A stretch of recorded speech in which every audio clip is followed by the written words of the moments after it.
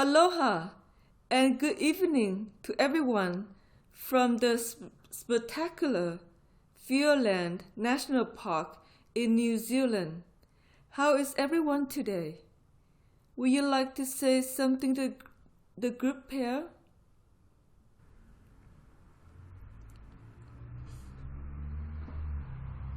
Aloha to all. We are so appreciative of you listening to another webinar from us. We are staying at the rural Blue Thistle cottages. Our delightful cottage is cozy and offers majestic view of the Fiordland mountains and the relaxing countryside. The grounds are immaculate and the environment is so quiet, peaceful and relaxing. Asur'Ana and I had a lovely picnic lunch in the garden when we arrived. The cottage is very clean and roomy with a living room, separate bedroom, good-sized bathroom with heated towel racks, overhead heating lights and a comfortable bed. Over to you, love.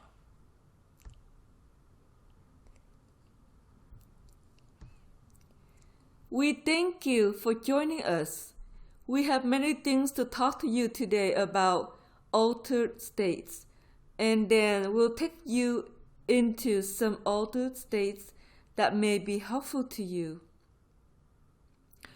Altered states are a different mind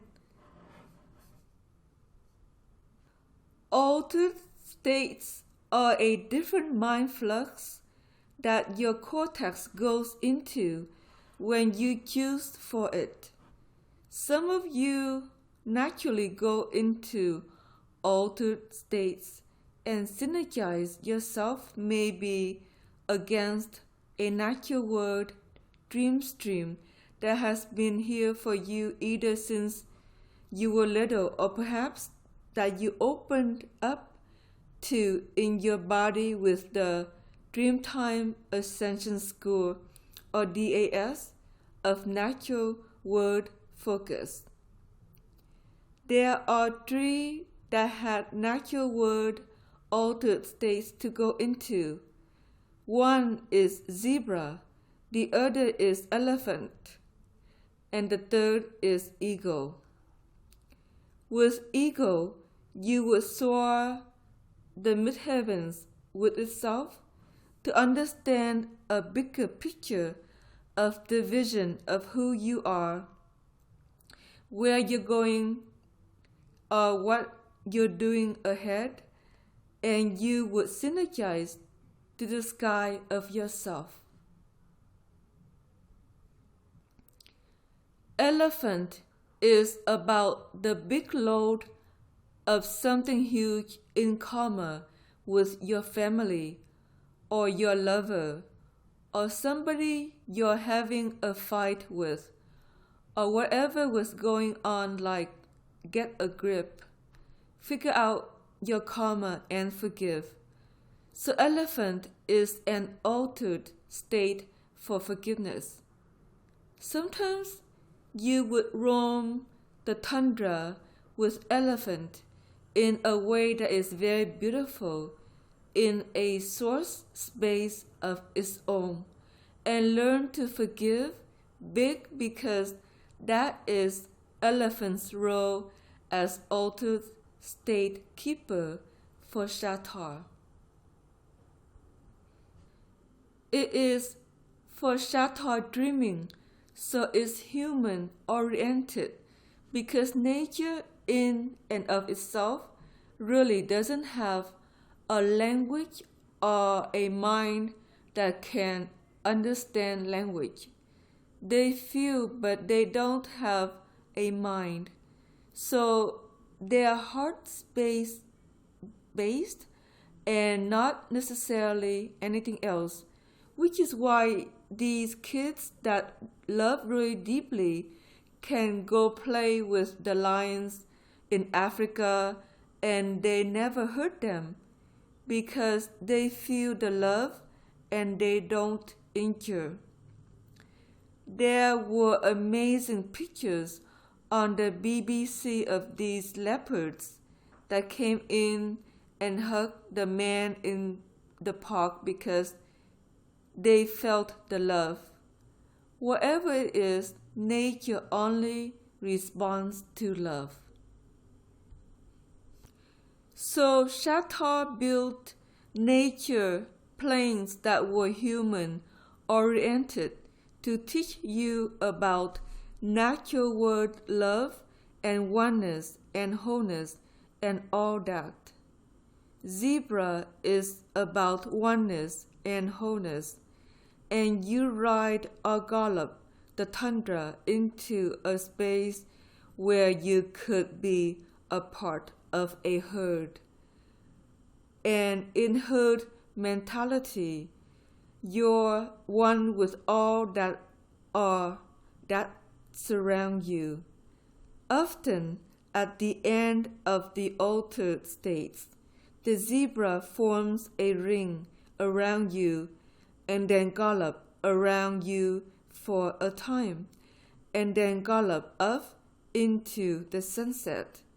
And that's in the end of the altered states, okay?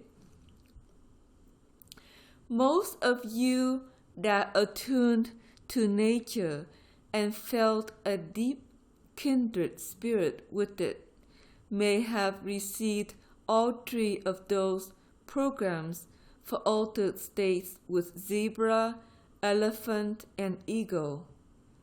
If not, you can receive those programs today and find yourself in an altered space with nature.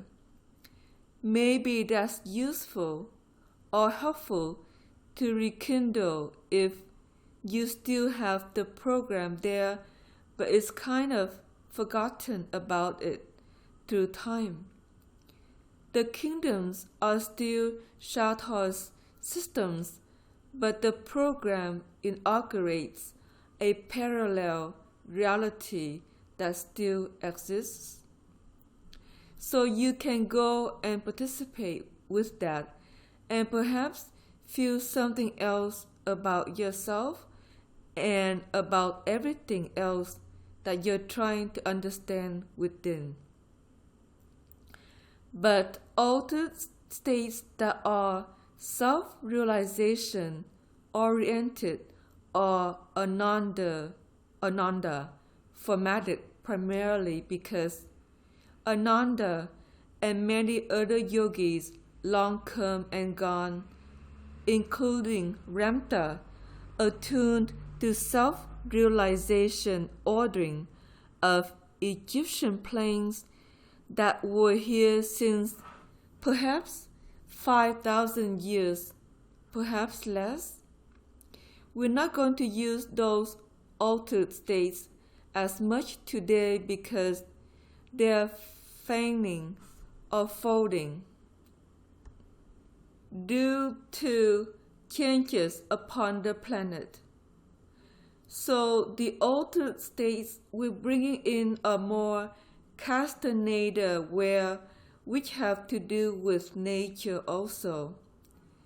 If you've read some of his books, he has these journeys, sometimes into nature, sometimes with people, and sometimes with something in the non-physical that he's trying to understand. Castaneda assemblage points worked with castaneda altered states. So you receive an assemblage point today to go into either natural world altered states or castaneda altered states to synergize. So the main purpose of these altered states that were contributing to your realities with or to synergize the field.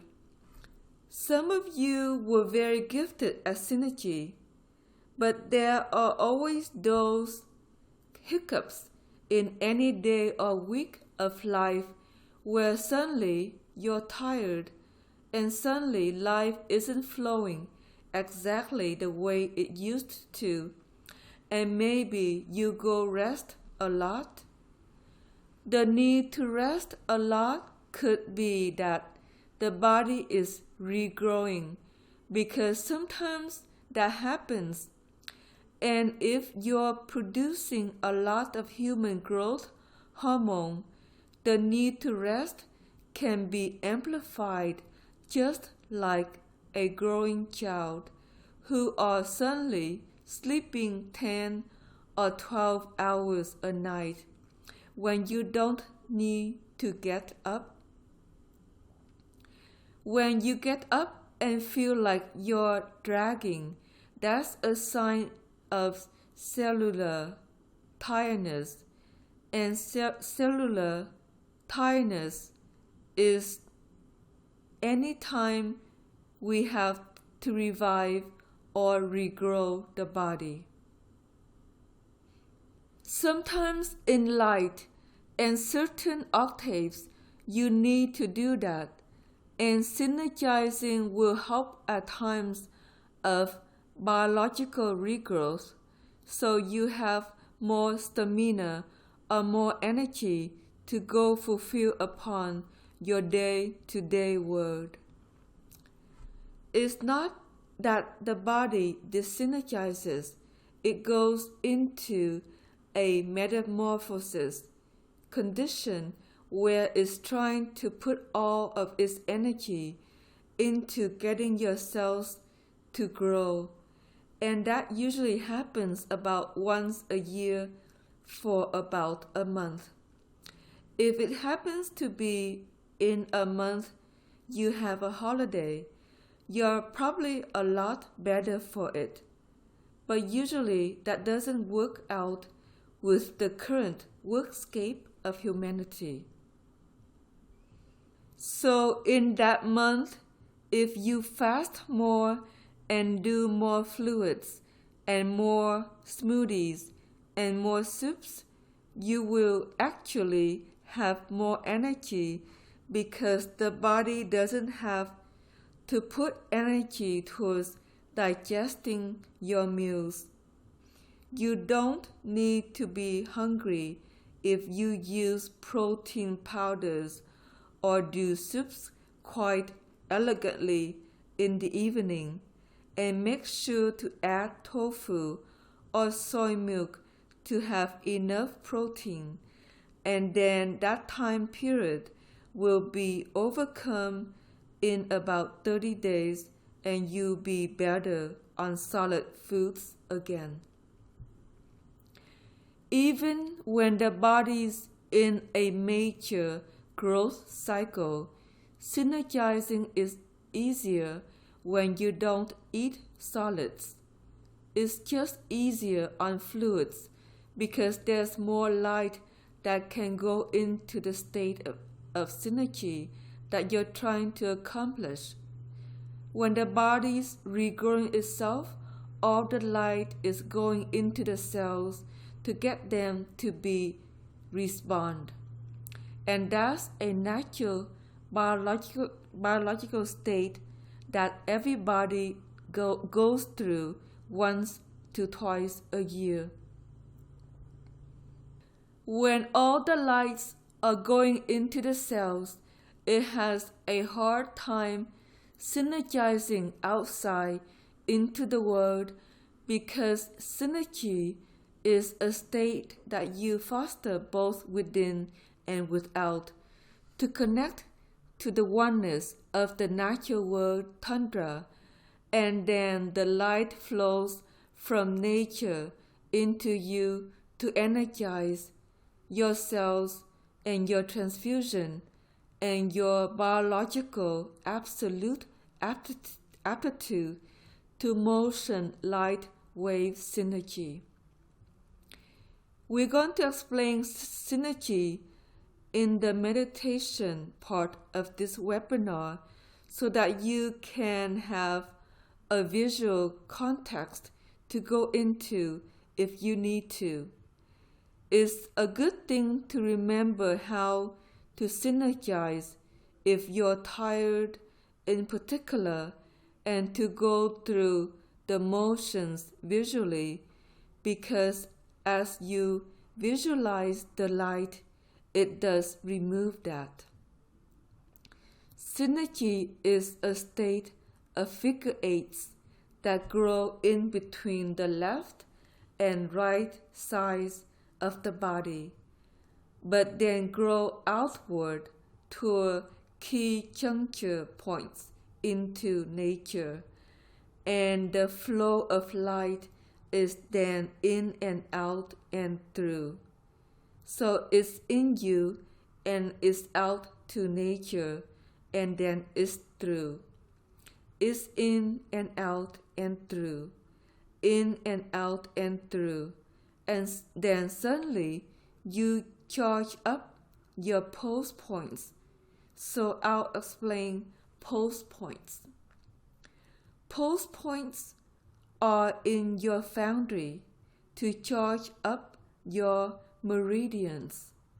So your meridians receive a certain charge that pulses the pulses that the acupuncturists read either in your neck or your wrist, and when your pulses are low, you're tired. When your pulses are strong, you're active and moving your energy through the body so you can get through the day or go do whatever you do. There are many things that charge up pulse points. One is to go swim or to walk or take a hike or to do yoga or to dance. Any kind of movement will charge up pulse points, and you will find that once your pulse points are charged up, then you can synergize easily, and then you're better through the rest of the day. So getting up to some movement of some kind in the morning before you go fulfill upon your work is probably better for you. Ending the day that way is probably better too. This society is very stagnant in the workplace, and you may be sitting and not getting up and move. If you get tired at the desk, get up and move a little bit. Go walk around the block or walk around the building or go do something that starts to charge up your pulse points. Then you will synergize and you will feel better. Altered states for synergy are best to enter in that moment, and synergizing altered states action the light in and out and through for you and with you along with a sure path that takes your mind to new heights if you're choosing to meditate. So, meditational altered states are different from living altered states. Like the natural world, altered states were about vision, forgiveness, and then learning oneness theory. Those are all gifted, and it's the oneness theory that may work out at work with the zebra system of let's be all together in this together, and let's not be a part of the herd, let's be together in this. That may work at work sometimes to synergize you up in a way that then it is mentally useful to working with other people. So you can think of the zebra altered state as potentially useful in that theory of let's get along like a herd of animals rather than individual apes that want to pound on everything or have their way or whatever it is people go into in their patterns day to day. Synergy in and of itself should be a natural way of being day and night, but people tend to turn it on and off, which really isn't wise.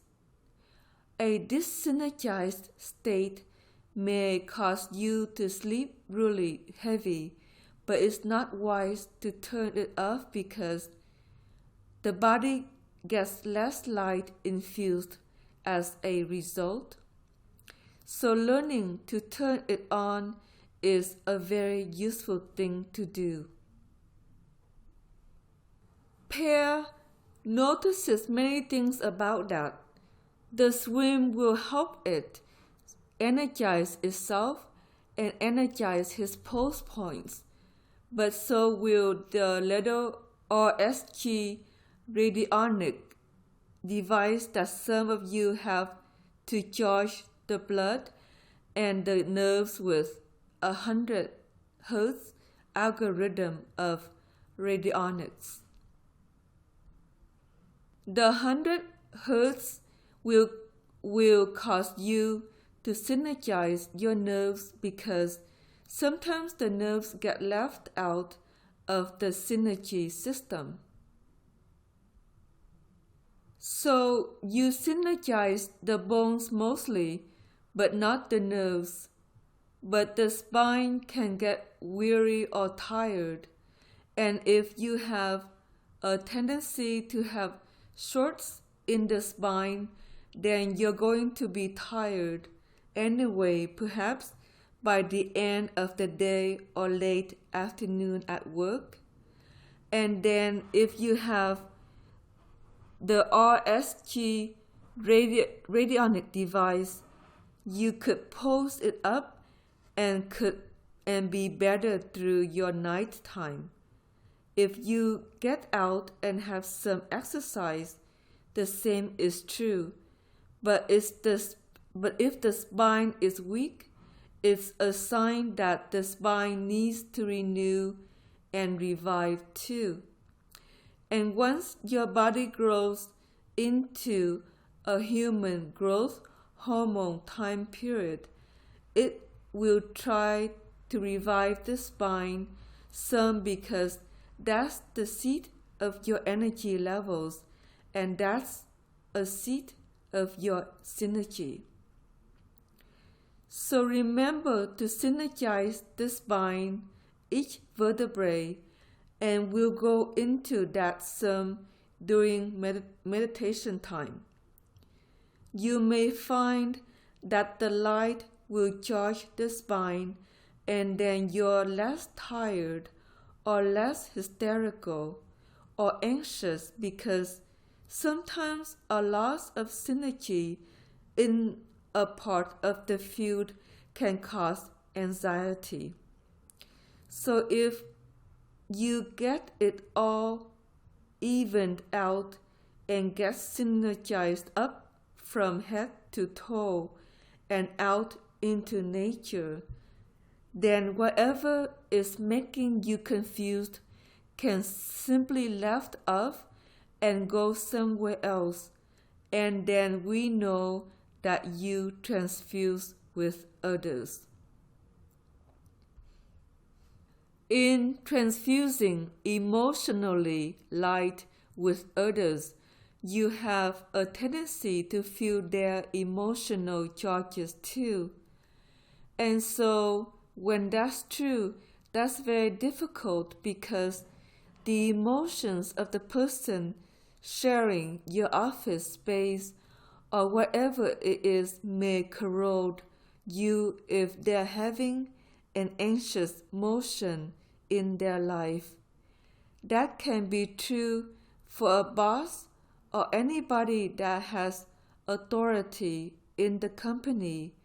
That can be true for parents or siblings if they come into your world and say, I'm upset about this and that, I need more support.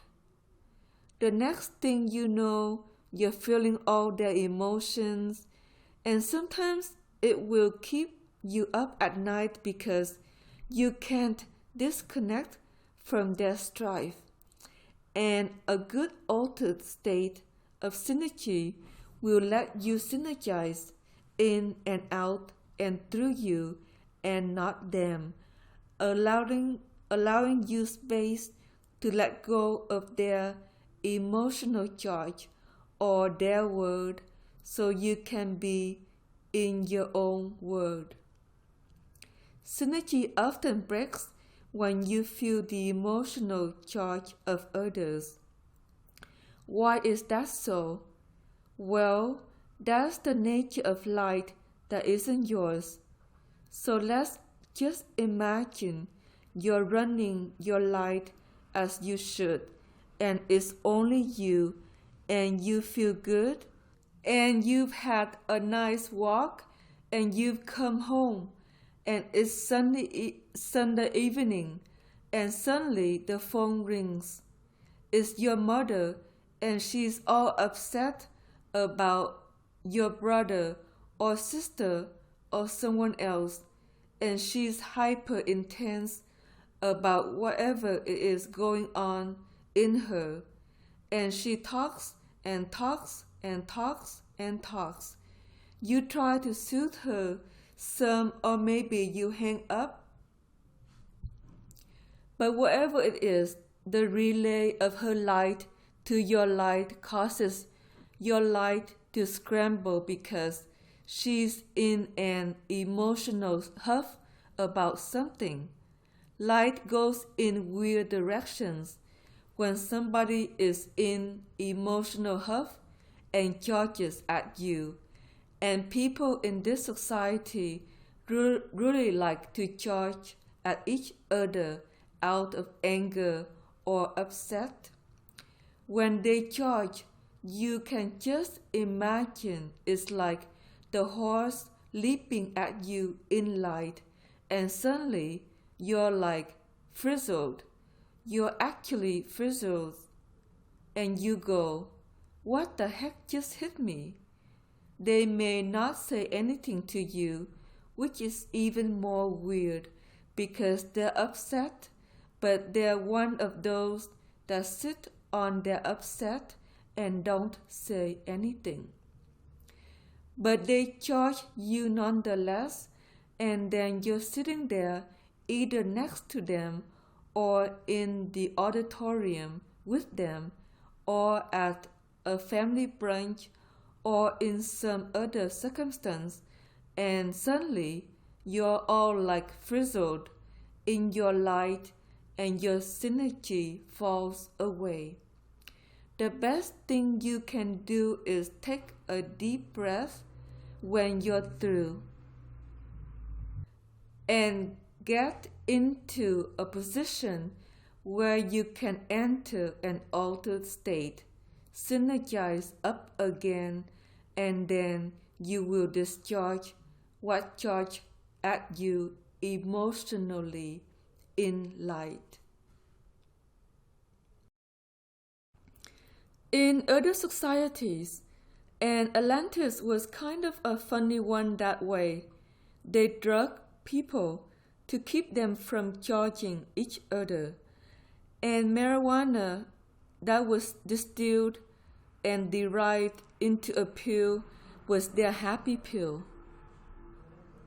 And they found that most people that were on that form of marijuana were better with each other in light.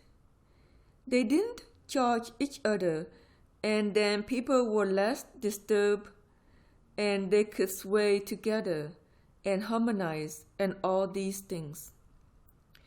They distilled it to remove substances that would kill the liver otherwise, so it became a safe pill in their society. It's odd to think that you need to use a drug to soothe the mind that might get upset due to light emotions, because there's light emotions, and this may be true for you too. Now, Asur'Ana doesn't drink alcohol, but Pear has his days where he where that gin and lime at the end of the day is really helpful to remind to just let go, and it kind of acts like marijuana, but not quite. The Atlanteans were very alcohol-oriented too. I think they drank a lot more than they ever ate. They drank a lot of booze and all different kinds of flavors because they found it soothed their minds. And with that much light, they're not going to sleep anyway. So they had to try to calm down to keep the body healthy. So alcohol can be useful that way. I don't recommend marijuana because it still has substances that will kill the liver, but a good dose of gin is helpful to keep the spine stable so you can relax. Rum stabilizes the mind and tequila stabilizes the nerves. Tequila also has a substance in it that will kill off bacteria in the blood or the abdomen. If you're living in a very tropical or hot climate, that can grow rampantly and not be good for your digestion or perhaps your blood either. So keep that in mind and enjoy your cocktails when you need them. Even at lunch, have a glass of red wine and calm down, and maybe your work day will be better. For those who practices the inner light and sound meditation, alcohol is not allowed. Please stay away from beer always, because in light it creates a formaldehyde that will swell the abdomen and kill the liver very easily. There are certain things that work and certain things that don't work, and there's a time to spark the mind if you're tired. White wine or rose wine is better, and if you need to calm down, then red wine is better. Wine is an ancient system of a substance that helps the nerves balance somewhat, and that's what a state of synergy is. It's when everything is balanced from head to toe, from inside to outside. When you're in peace and loving yourself and loving your life and feel well within, that's a pure state of synergy. And whatever helps you arrive to that state is really okay. Some foods are very helpful to synergy, coffee and chocolate being two of them. And if you're allergic to chocolate, do coffee instead. Muscle test because allergies can sometimes swell the spleen or the liver if it's not the right food for you.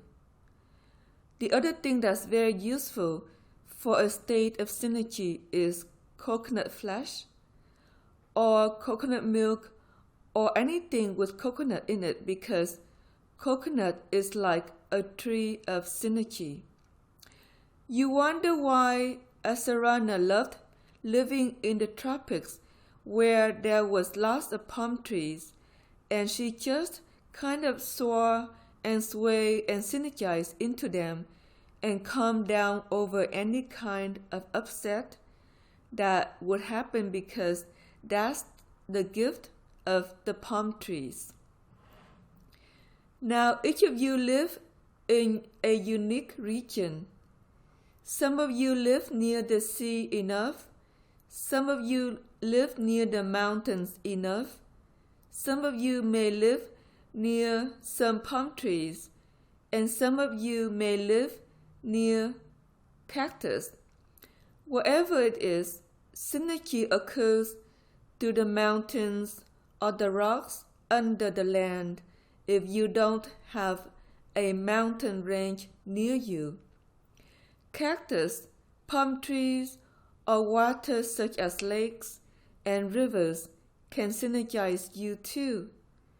So figure out in your mind where the nearest one of those is, and that's where we're going to synergize too as you go into meditation time with us.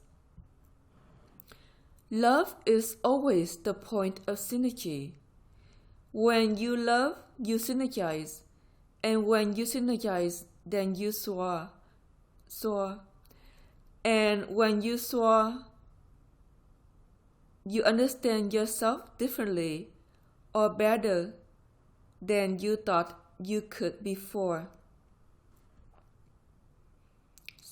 Synergy is a play all of itself because when you stay synergized, and if others around you is synergized, then the dreams are magical, and you can sing and sway and soar and play together and have a mesmerizing meal or day out on the park or some other glorious motion that makes you feel wonderful about your life.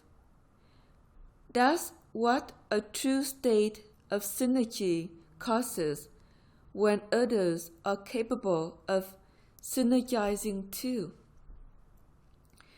Now, there's one other thing we'll point out about that is that synergy with others can be disturbing too if they're not gifted at synergizing into nature. So if they synergize just to you and you synergize just to nature to diffuse them or upset whatever their emotions are, that can be incredibly uncomfortable.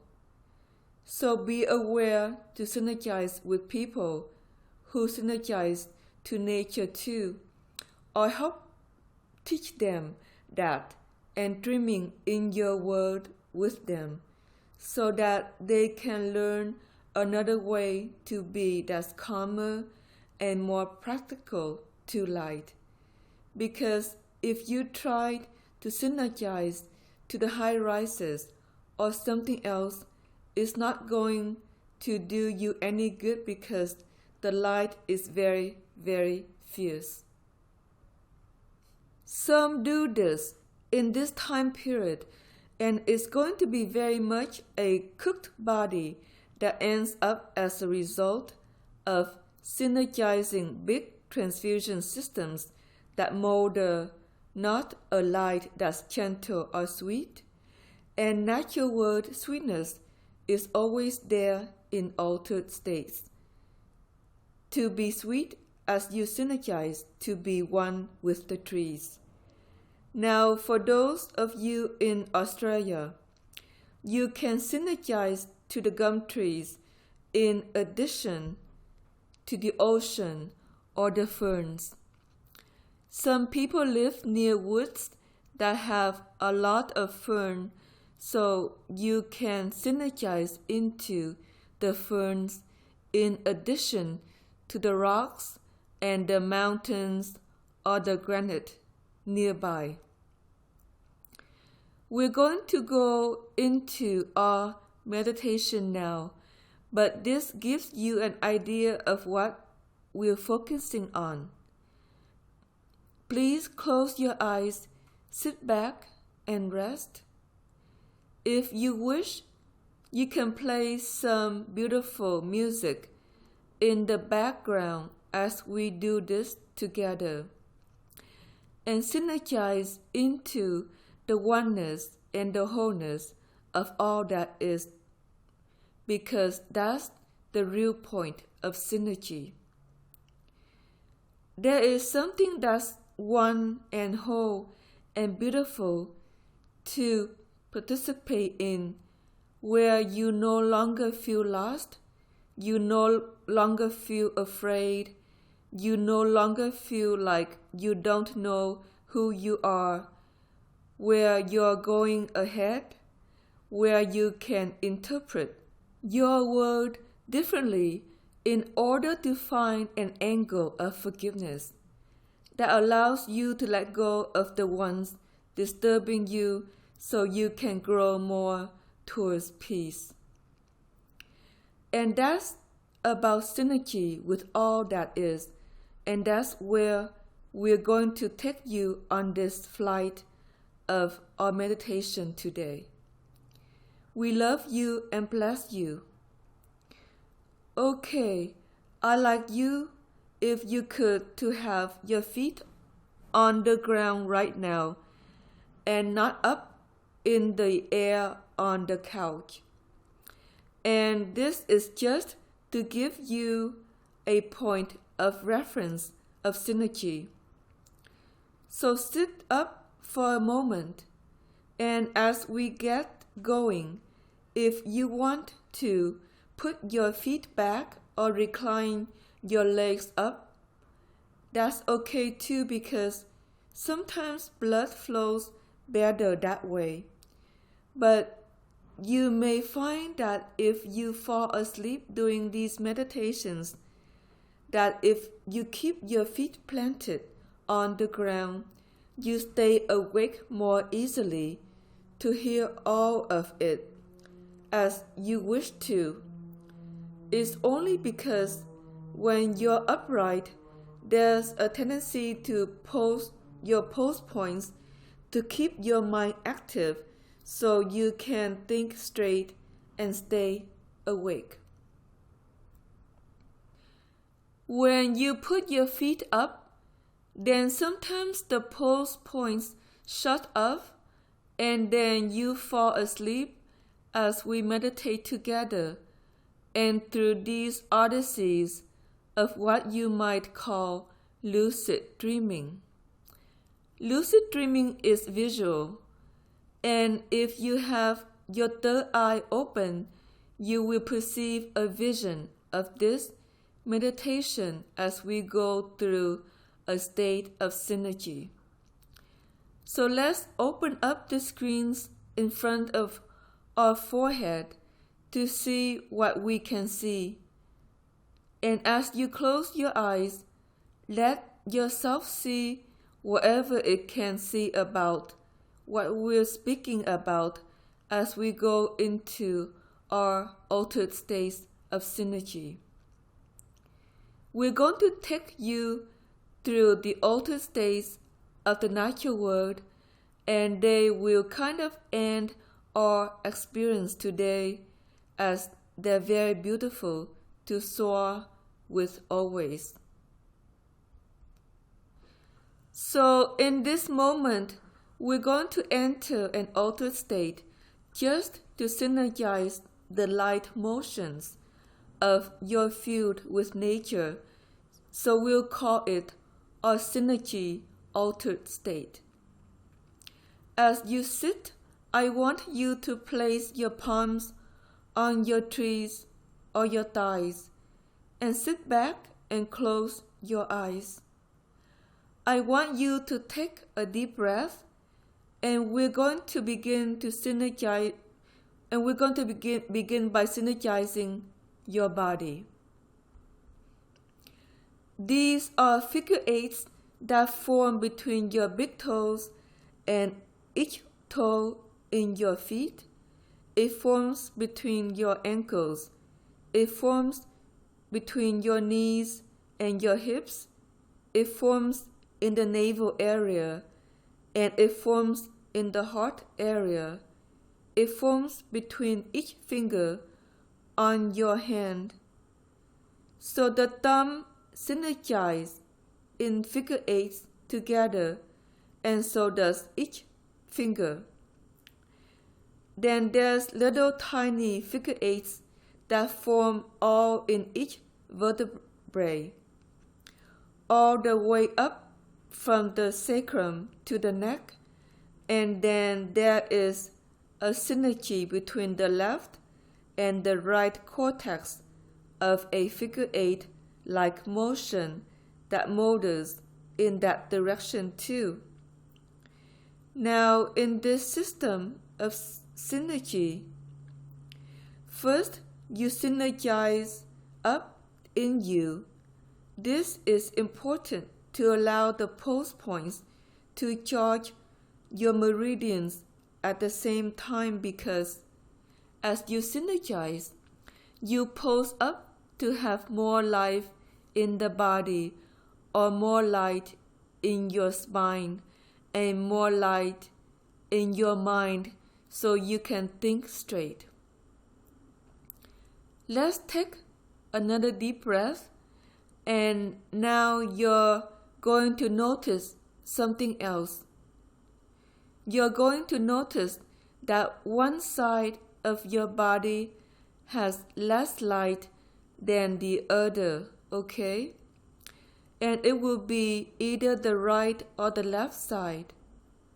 So you're going to feel whatever side has less light with it up in light until it matches the other side. And then your synergy won't wobble, and you will stay more in balance as you transfuse. That's beautiful, and just keep filling with white light until the two sides match one another through time.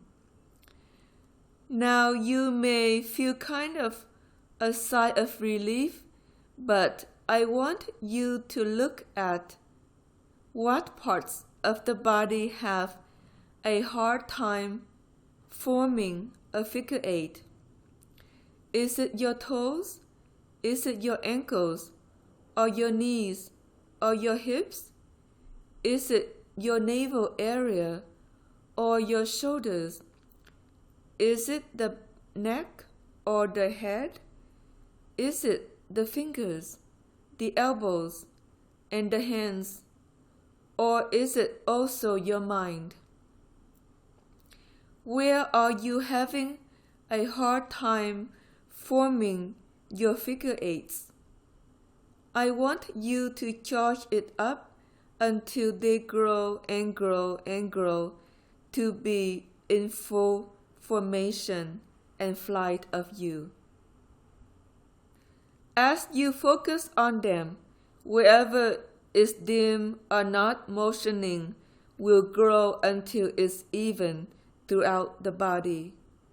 And it's important to learn to stay in synergy day to day. And we'll get into that a little bit later.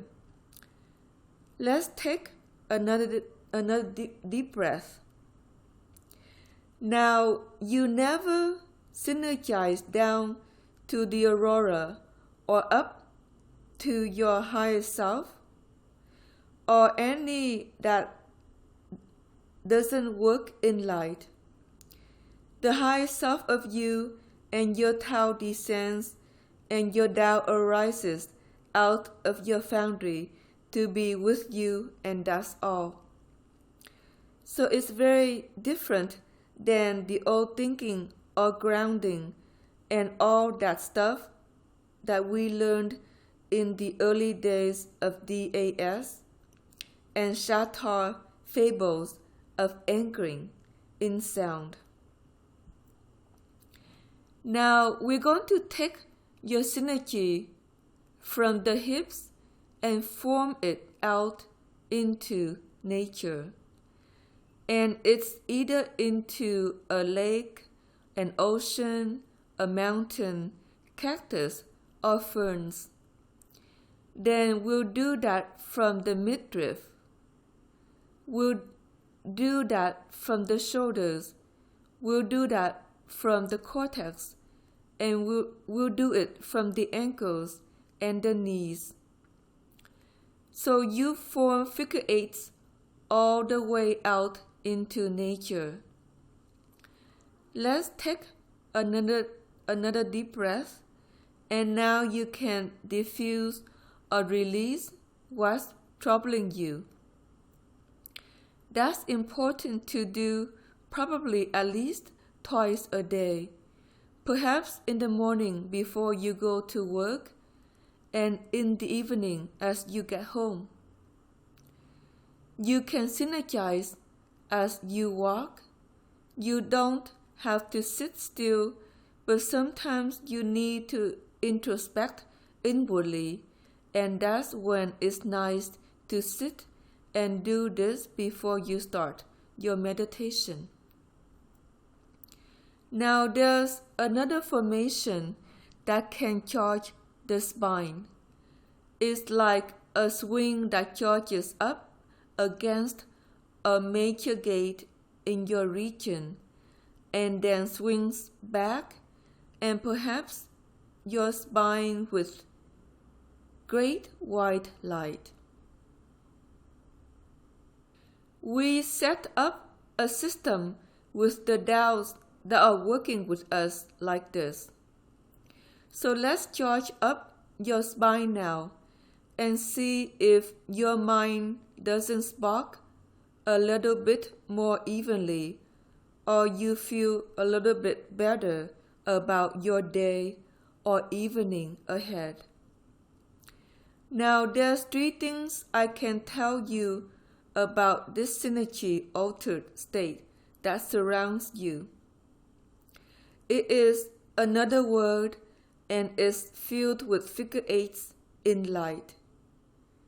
So we're going to put that around us as a seed system of egg that's kind of oval, and it doesn't move, but it's charged with figure 8s of light.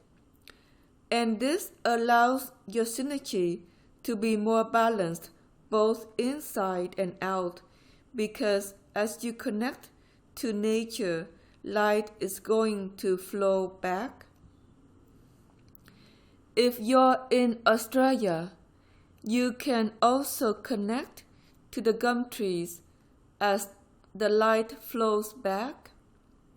It charges this egg of figure 8s that sits around you, and then that illuminates the whole field from head to toe and all the way out, maybe 3 feet around you, and will charge it with the bright white light of nature and not something else.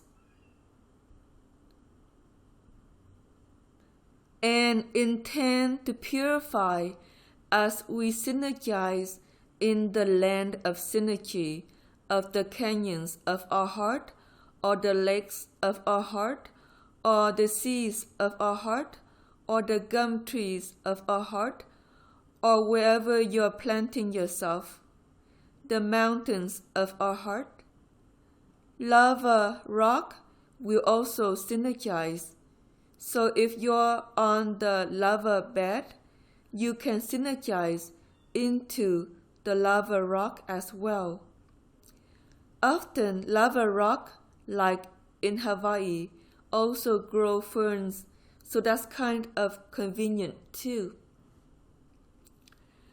Now expand your synergy to be endless and endless and endless into the stream of nature growth, to be the circumference of the Fairland National Park if you're in New Zealand, or the Blue Mountain Canyons if you're in Australia, or the sea, or something way bigger than you if you live anywhere else. And keep going outward and outward and outward, and allowing the light to pour back to the synergy egg that surrounds you. Feel the expansiveness of your body, mind, heart, soul, and spirit, because in the expansiveness, you suddenly take flight with something else other than your life. Your life has its pitfalls, its ups and downs, the desires of your heart and mind to change or shift or motion towards. You have your goals, and whatever they are is nothing really, okay? is just a human play. And the human play and drama go on forever, and they always will. They will always daunt you until you recognize that there isn't anything else really other than wholeness or love of all that is. For the expansiveness into all that is, where suddenly you shift your assemblage point to realize that your life isn't really as important as you thought it to be.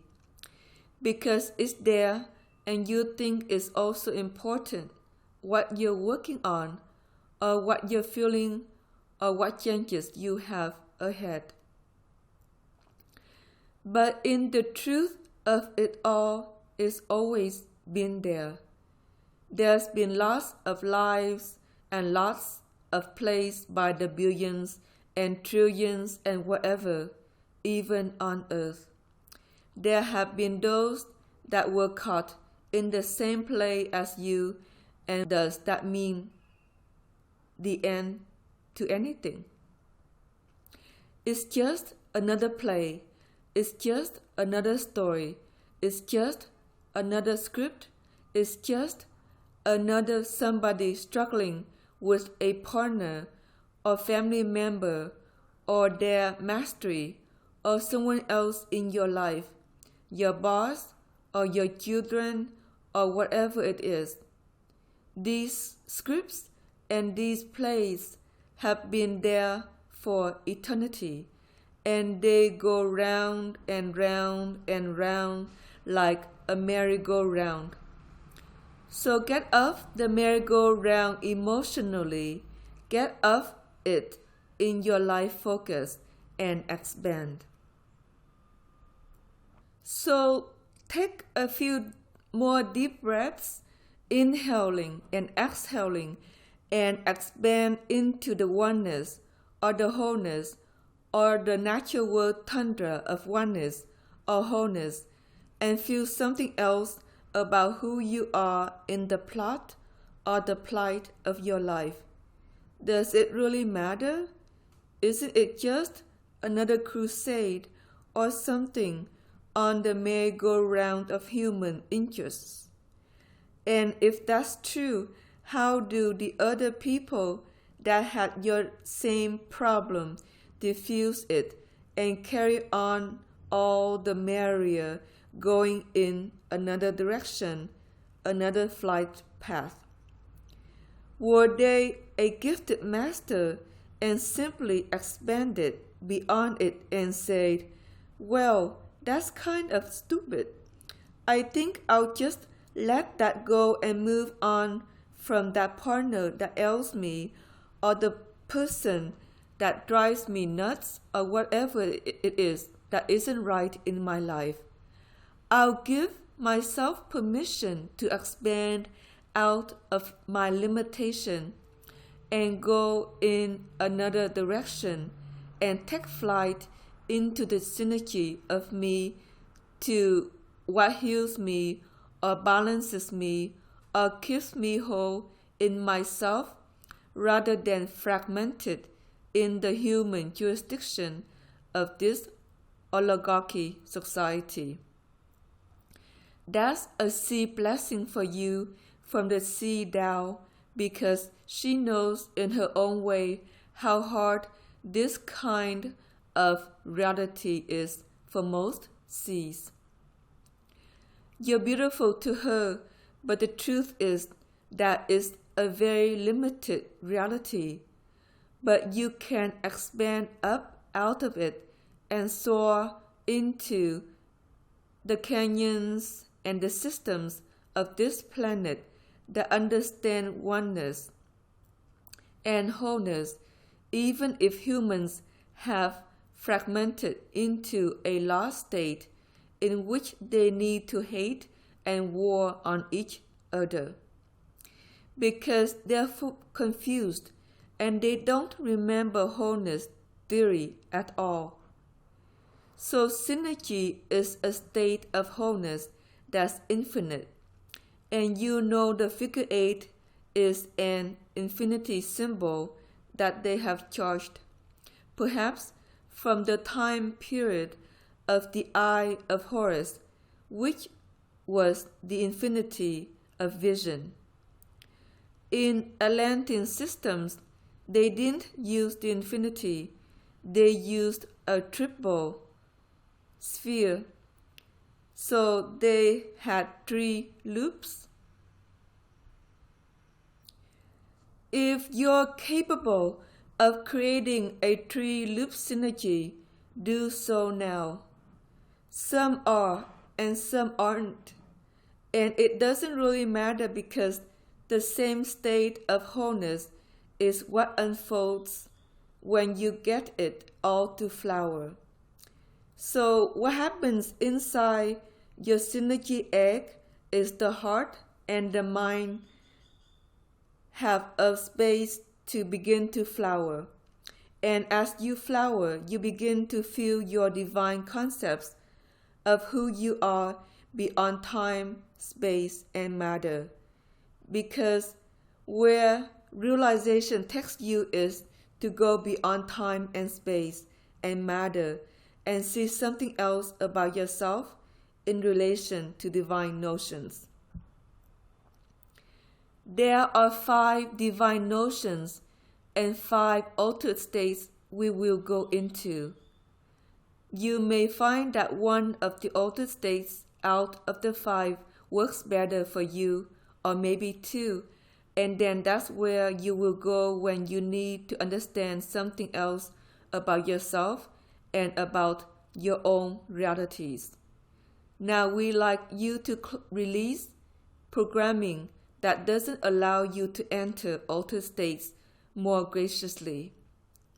We'll remove it from your molecular structure and bring in new programming that allows you to expand your heart and mind to see things from a new place in more altered states than perhaps you mastered to date in your own transfusion.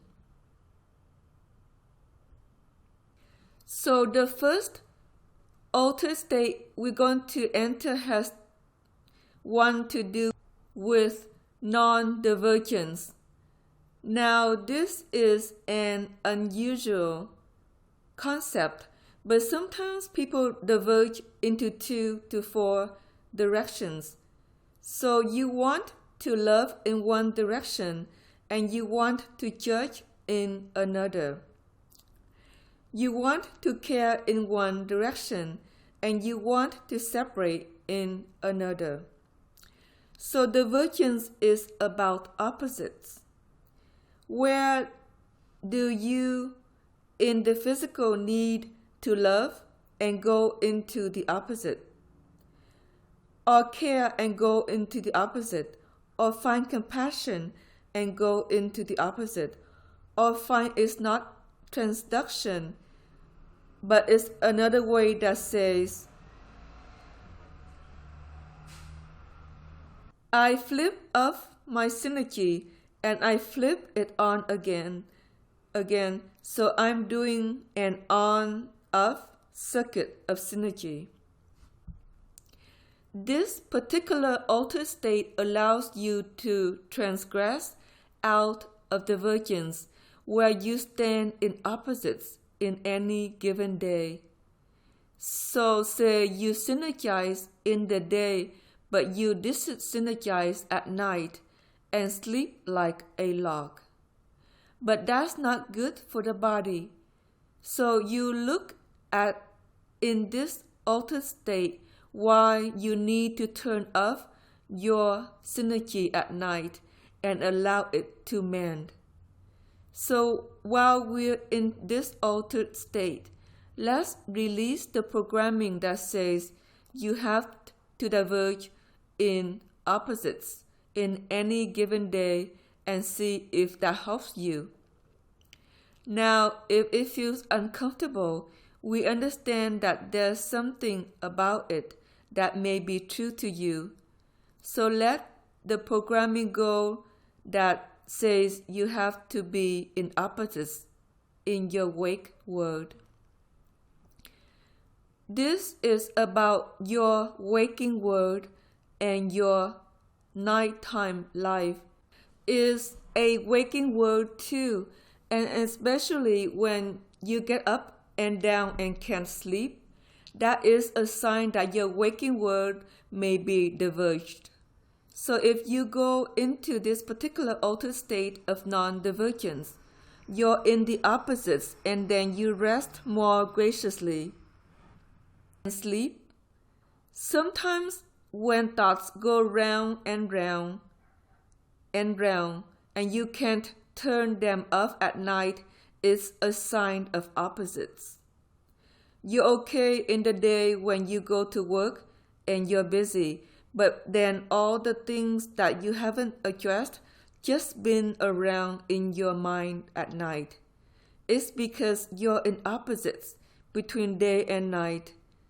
If you don't meditate in the day, so you go into the state of kind of juxtaposition of what swirls around you that you need to address or forgive or find compassion for. And the truth is, it's still a divergence of opposites. And when you end it, then you can rest and go to sleep, where sometimes you take care of your need to forgive easier than you do when you're awake anyway. Always intend as you go to rest at night that you're going to forgive whatever it is happening in your world that you need to, and find compassion as you awake the next day. A part of you will work on it as you rest at night, and it's more balanced when you don't have a divergence of opposites going on between the conscious wake world and your need to not sleep at night, because divergent altered states will end the cycle of which you can't rest graciously at night. Let's take a deep breath. The second altered state we're going to motion into now has to do with compassion. You can say it's a compassionate action altered state. First and foremost, you know you need to find compassion for you in your own life, because life isn't always easy, and you do whatever you do. But compassion is a place you can come to synergize more deeply.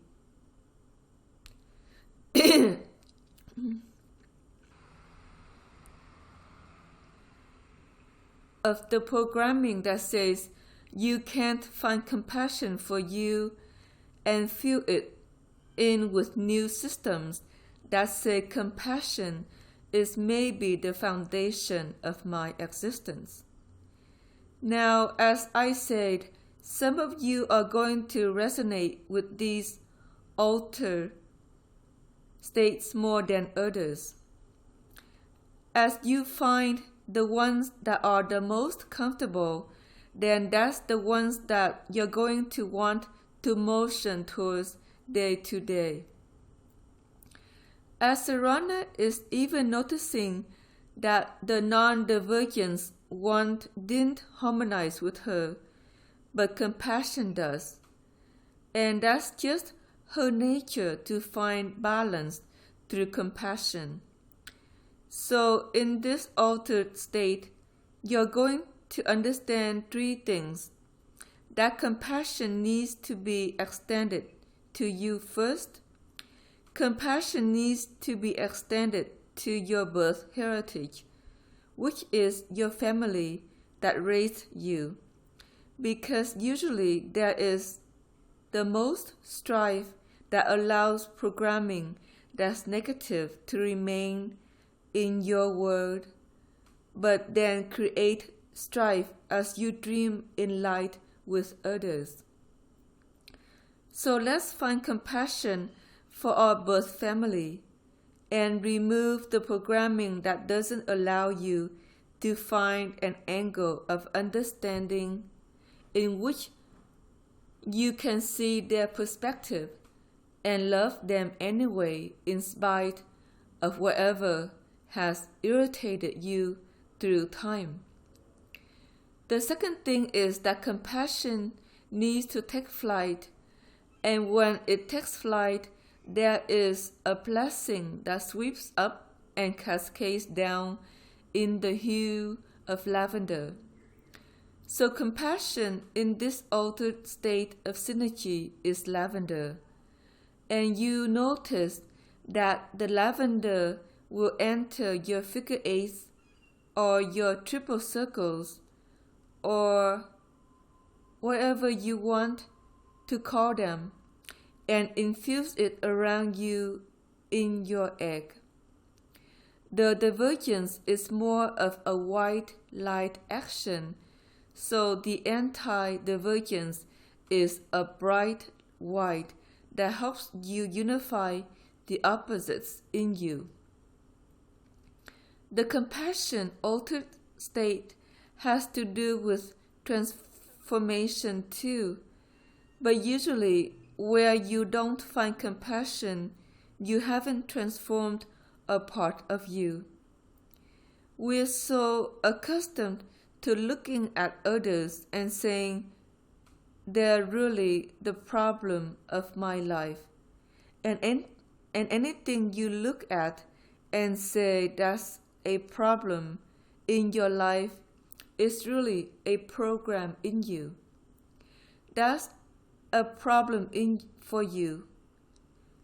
So it's better to release the program that's a problem for you and make peace with whatever you think somebody else is doing, because what they do has nothing to do with you anyway. It's just in the oligarchy society, everybody's inside out and on top of one another and through each other. They don't know anything but blend. So in the compassion system of altered state, you unblend yourself with others, okay? Because you're not the oligarchy society. You are a seed. As you unblend with others, you will find yourself synergizing up and up again.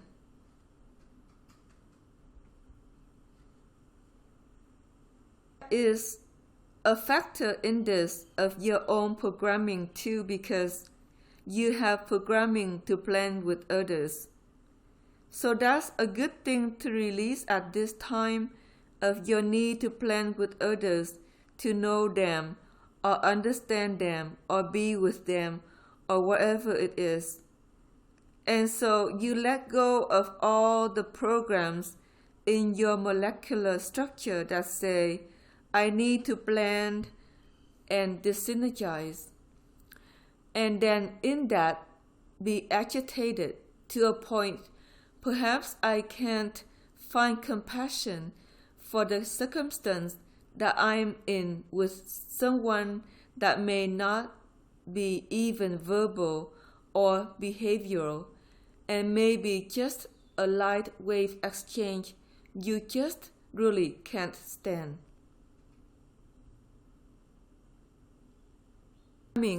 At the base of what you can't stand, then it shifts for you, and they'll go on and blend with someone else instead, and then you be all the better for it. So find compassion for the people in this society that don't understand light very well. They probably are going to get very sick in the physical as a result of it. So it's better for you to realize you beyond whatever their exchanges are, and then you be better. They'll go on into their worlds with others and leave you out of the picture because you just don't have programming to highlight it and dance in that way anymore. Now, the last thing that this state of compassionate action in a synergy system of altered states can do is highlight the people you need to find compassion for and to forgive a little bit better within you. And that's an odyssey of its own that can take sometimes many hours as you meditate to really grasp and go through and understand. But for any person you need to find compassion for, there is a perspective that allows you to understand their position and then forgive and say, well, that's just their circumstance and I can't really help it, because there is a charge of healing sometimes. For those that are healers, there are people that you take on and you want to mold them in one direction or another, and they can't get there and can't take flight in that direction. You feel terribly responsible, and that's not a good state to be in at all. And that segues into the next altered state we're going to enter, which is an altered state of healing you for you. This isn't about healing somebody else. Let's go of the programming that say you have to take responsibility for these others, because if you don't, they may fail or die or get sick or something else you really don't want to experience in an accord with your life. Let it be they live their life and that you live yours, and then enter the altered state of healing where you heal you alone and no one else. And that's a beautiful place to go, perhaps as you walk in nature, as you take a swim or hike or bike ride, or take yourself someplace beautiful like a botanical garden to smell the roses and the flowers. Whatever it is, in the motion of healing as synergized space of altered state of healing you, you will begin to take care of yourself, maybe in a way you never have before, because it is so true that seeds can be stretched, healing too many others. Sometimes they're in silent ways with neighbors or workmates or people that even work in the cantinas that you dine in or other places that you shop. Suddenly you're there and you're a seed and they need something, and then you're healing them. So discharge all of that now, and this system of synergy has a beautiful rose light. So this is a rose energy that's going to fill the figure 8 airstream of the egg around you, or the triple sphere system if that's what you synergize better with. And let the rose ray heal you of the need to heal others, and also augment the healing for yourselves. Up through the cells, from your toes to your head very gently in this synergy system, because the avenue of healing is for the baseline of the physical, that the physical needs to heal or mend in the love of itself, because the love in this society is dwindling in light, and the love of nature is still there.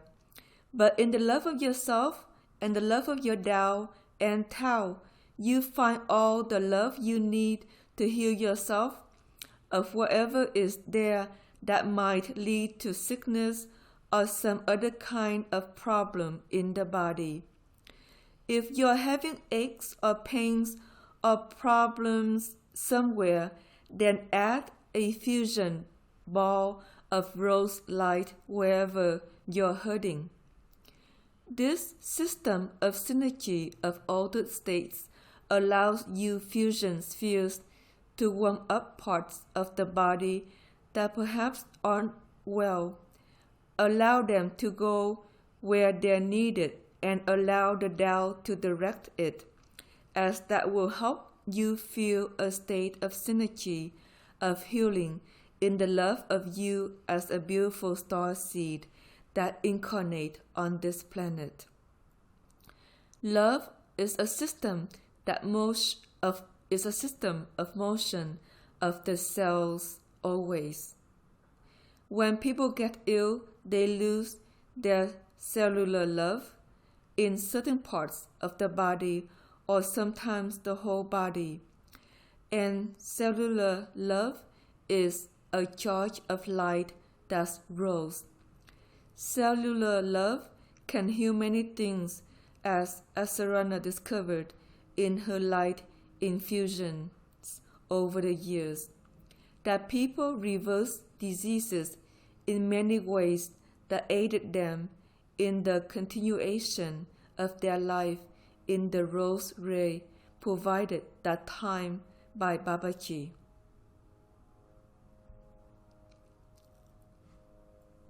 Palace of the rose ray, you can heal anything that you need to that may be unwell in the physical of you.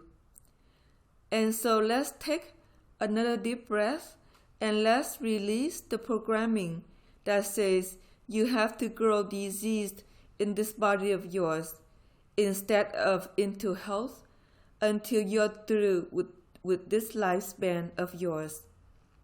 So let that go as a program of the oligarchy society and not really one of yourself anymore.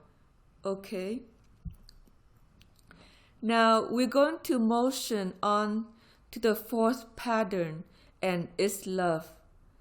Now the rose ray is the love of the body, and the love of the self is another altered state you can move into for the sake of synergy. The love of yourself is actually pale blue and not pink. The love of self is like the love of your awareness, the love of your consciousness, the love of you to expand your states of awareness into another way of being, in which in the internal world of you, you understand your own landscapes, you understand your own worlds, you understand your own existential truth, you understand your divine purpose or mission, you understand where you're headed, and you know that you can transform until you reach the goal that you have planted ahead of you. And that goal doesn't have to do with anybody else but you, and your Dao and Tao, and what they choose for. It is that way always, that everything that is negative in this world is a program that is anti-love.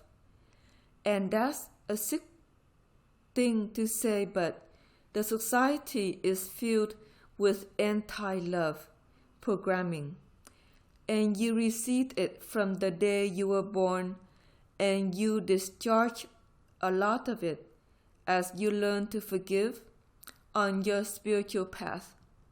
But anti-love is a negativity that leads to all the sourness known on this planet in the human condition, including things that are almost horrible to witness.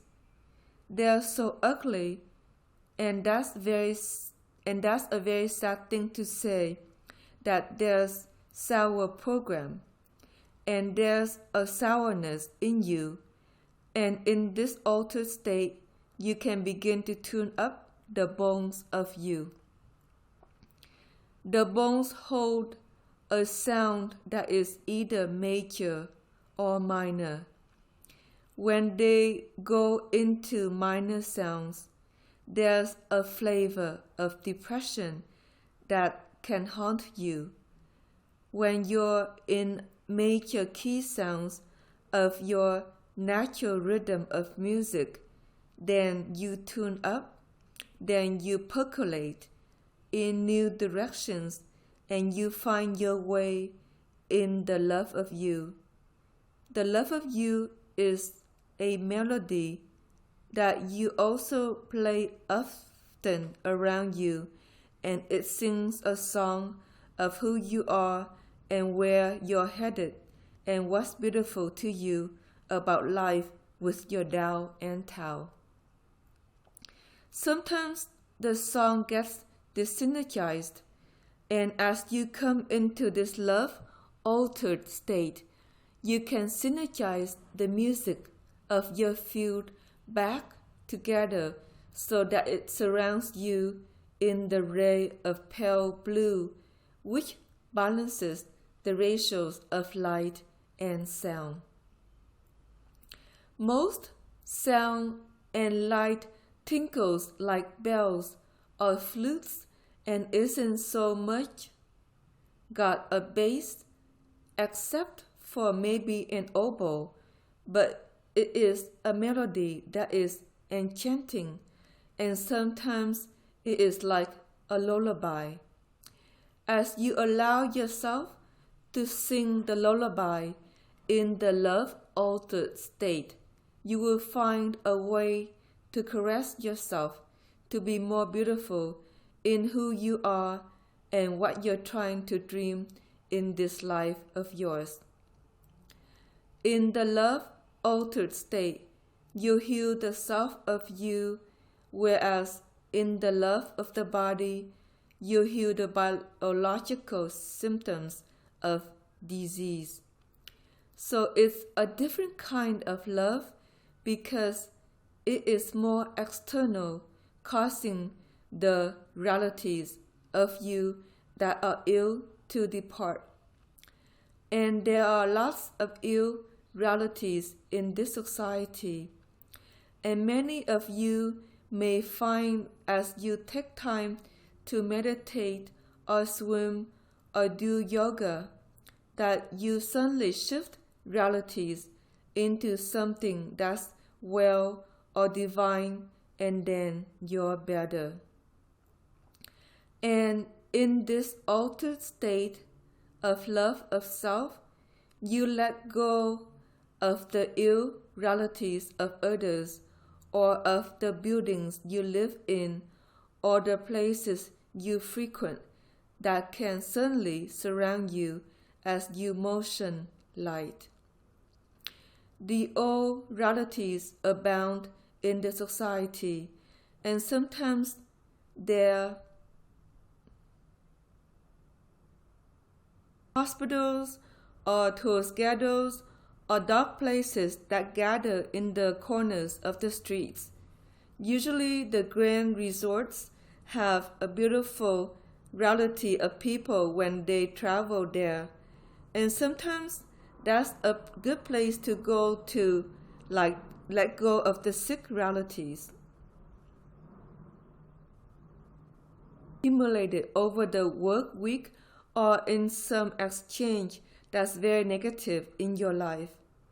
So you can go to the grand resort and have brunch or have some amazing meal and look at the view and let go of what isn't right and move into a reality that's very beautiful, that's sustainable because it's an expensive piece of real estate. Now, we'll say something about that.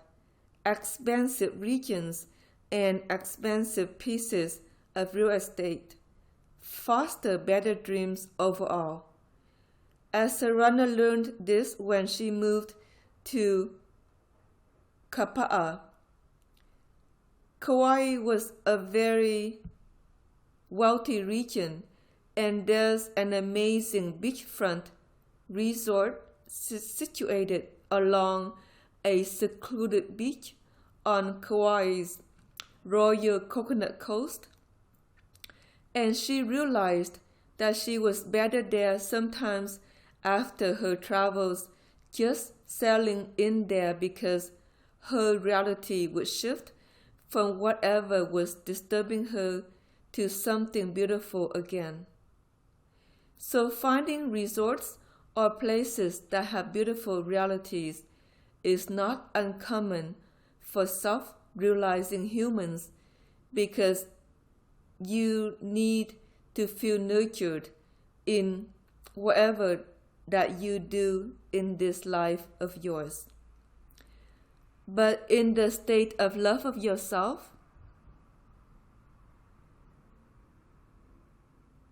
for yourself without needing to go to the resort to do so.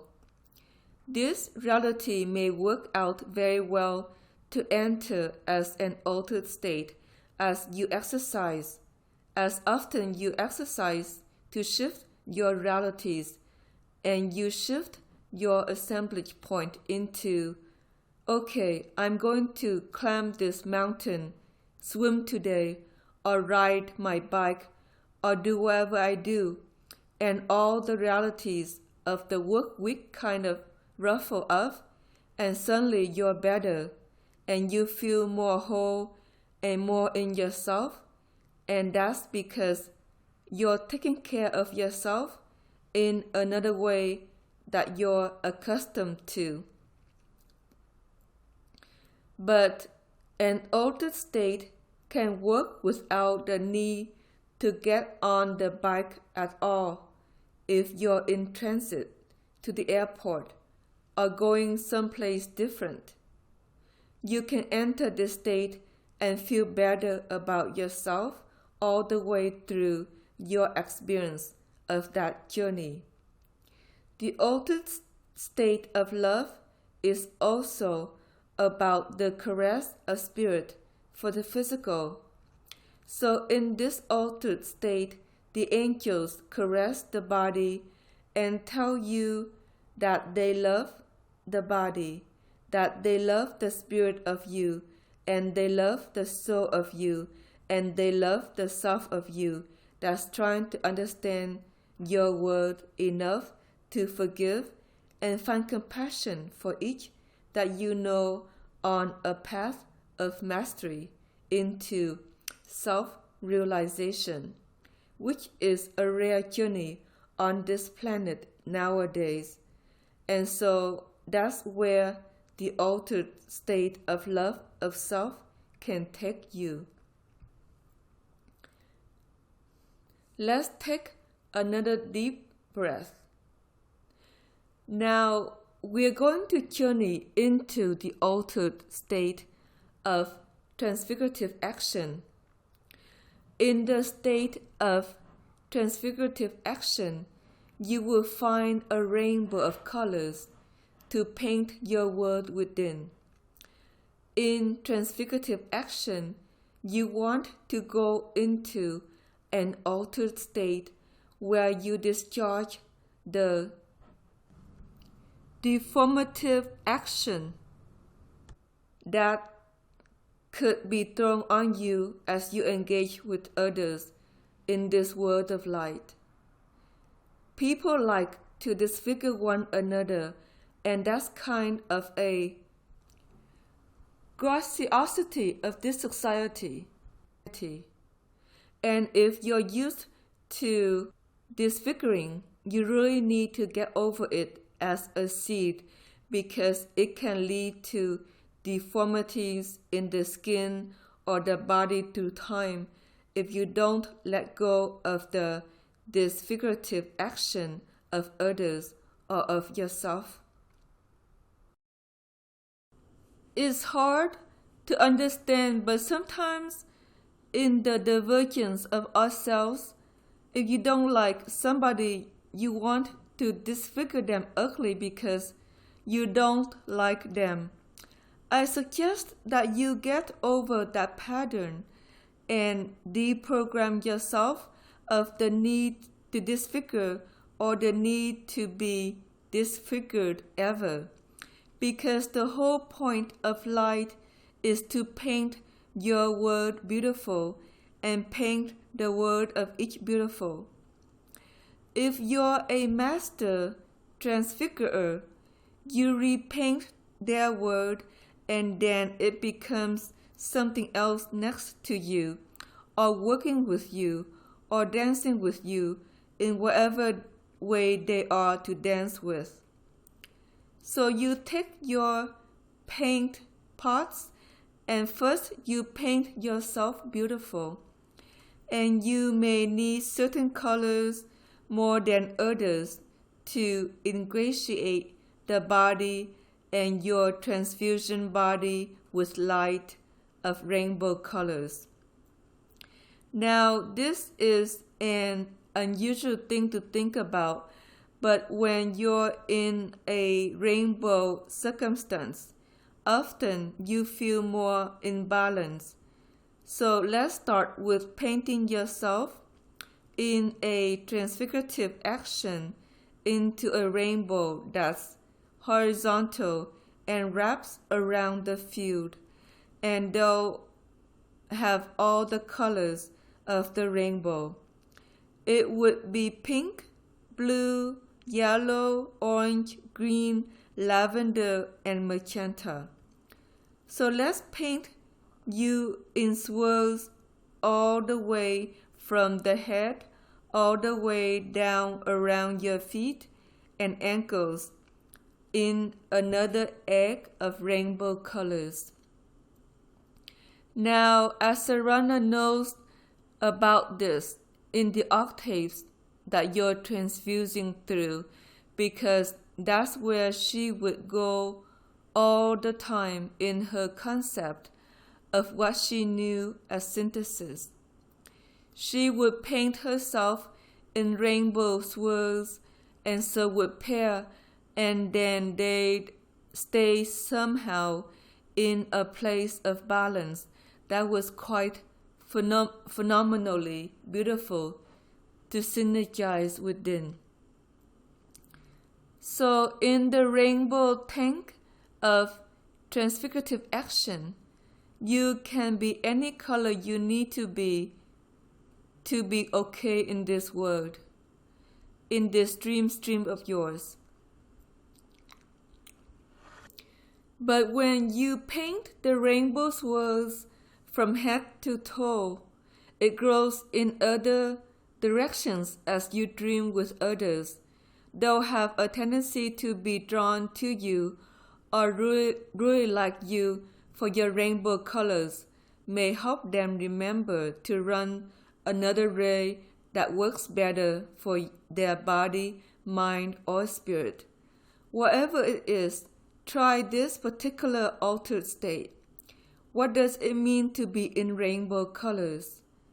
We will call it wholeness, that this altered state will take you into a state of wholeness where you're all colors of the rainbow, and everything that ever was, or ever would be, or ever could be, or anything you like to design for yourself is possible because you're the rainbow of yourself. Light wave dream stream responds to rays, and if you have all rays available, you can dream stream everything that you're looking for in this life of yours. That's what rainbow thinking does, is wholeness thinking. You want to let go of the programs that say you have to be fragmented or you have to be unwhole in some capacity in this life of yours. And in that fragmentation, there's weaknesses of how you dream stream. The rainbow circuitry may realign your existence to dream stream easier the things that you're desiring in this life of yours. And so let's foster the rainbow pots into another organization that serves you, because Some colors are more important for you than others.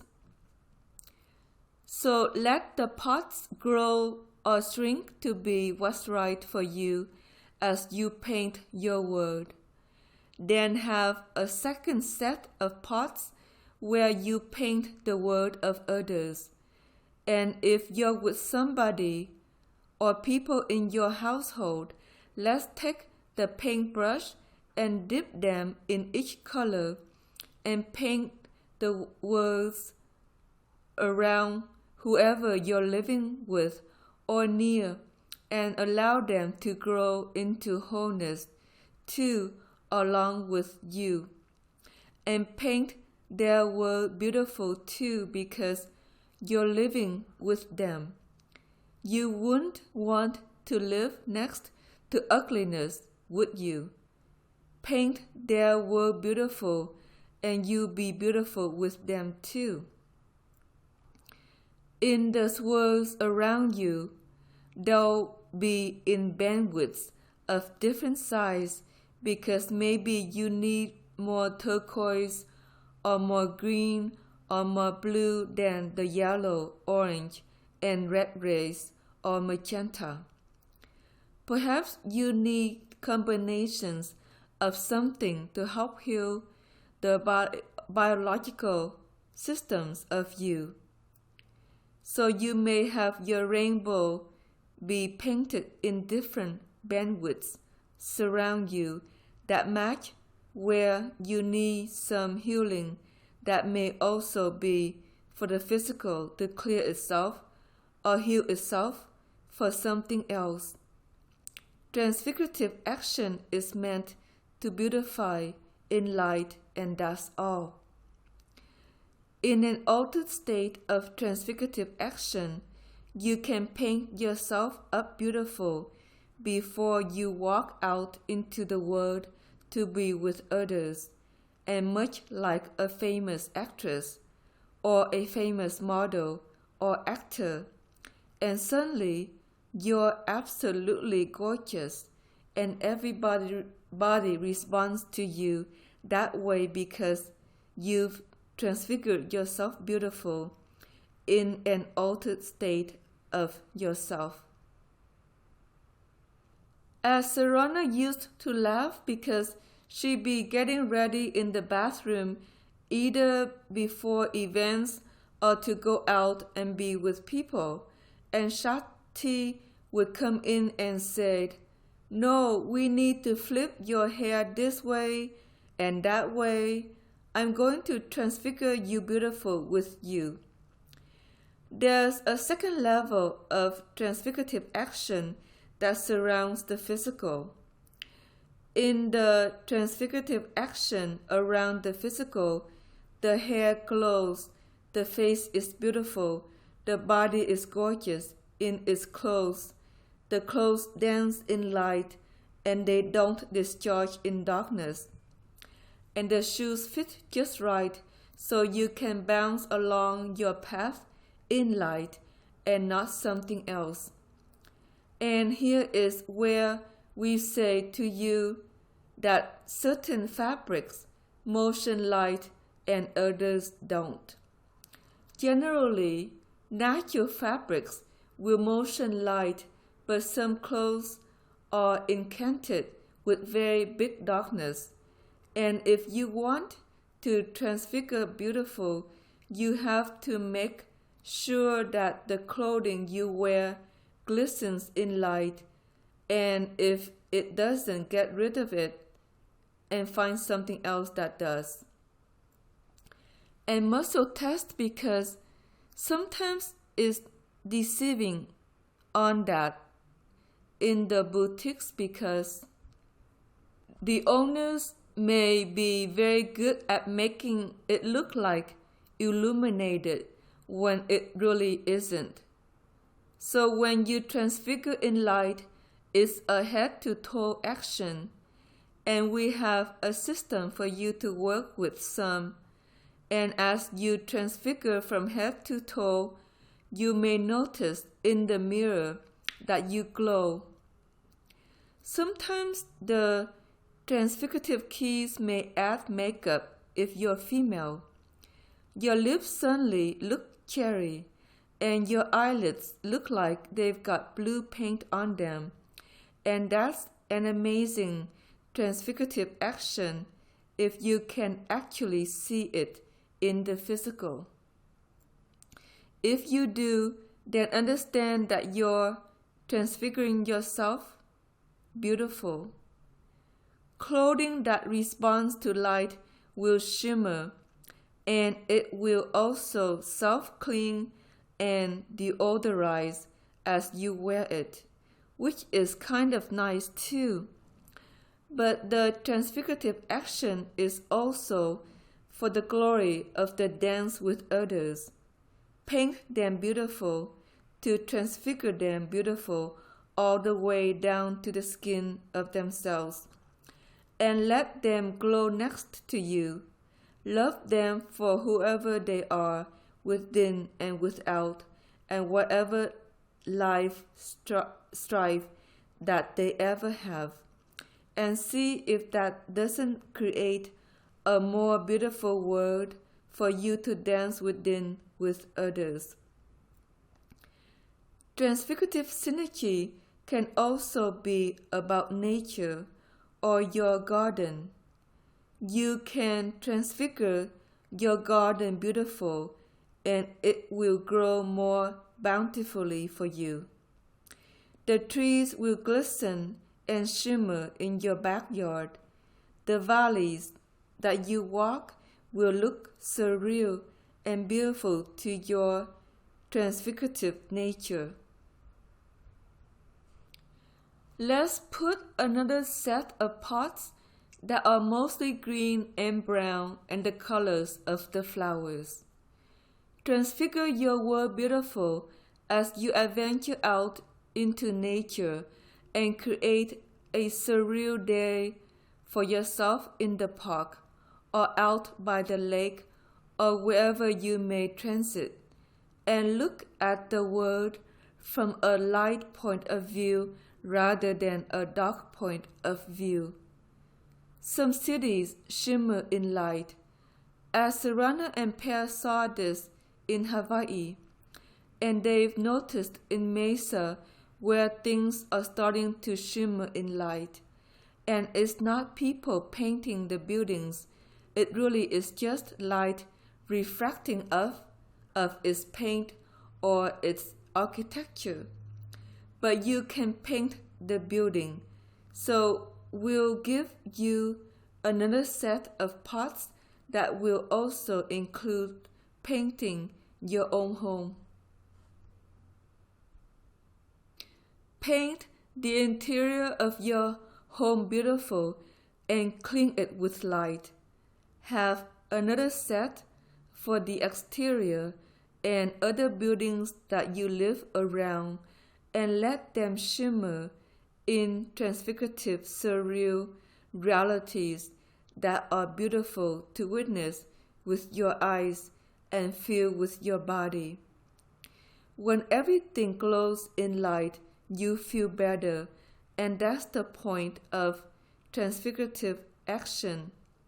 And many people aren't gifted at that in this society, but some are, and some of the young people are coming in with major transfigurative keys, wanting to make the world different than what it might be otherwise. And so join them in the choice to transfigure the world around you beautiful. Now there's also transfigurative action for food, and in this altered state is probably the better place to go when you cook or dine out, because in your transfigurative action you will add light to the plate of food that shows up at a restaurant and paint it beautiful. Paint it beautiful for you to eat and consume and enjoy your cooking at home. There's a set of pots for that, and you don't have to remember it entirely accept to motion into that altered state before you begin to prepare your meal. So let it unfold and flower and see what happens to the meals that you cook. They'll be delightful, they'll be tasty, they'll be beautiful to nourish you, and they'll be filled with light so they digest better as well. Now there's a few more things we would like you to do. Not the transfigurative words, but you feel the words that work better for you. And choose for them day to day.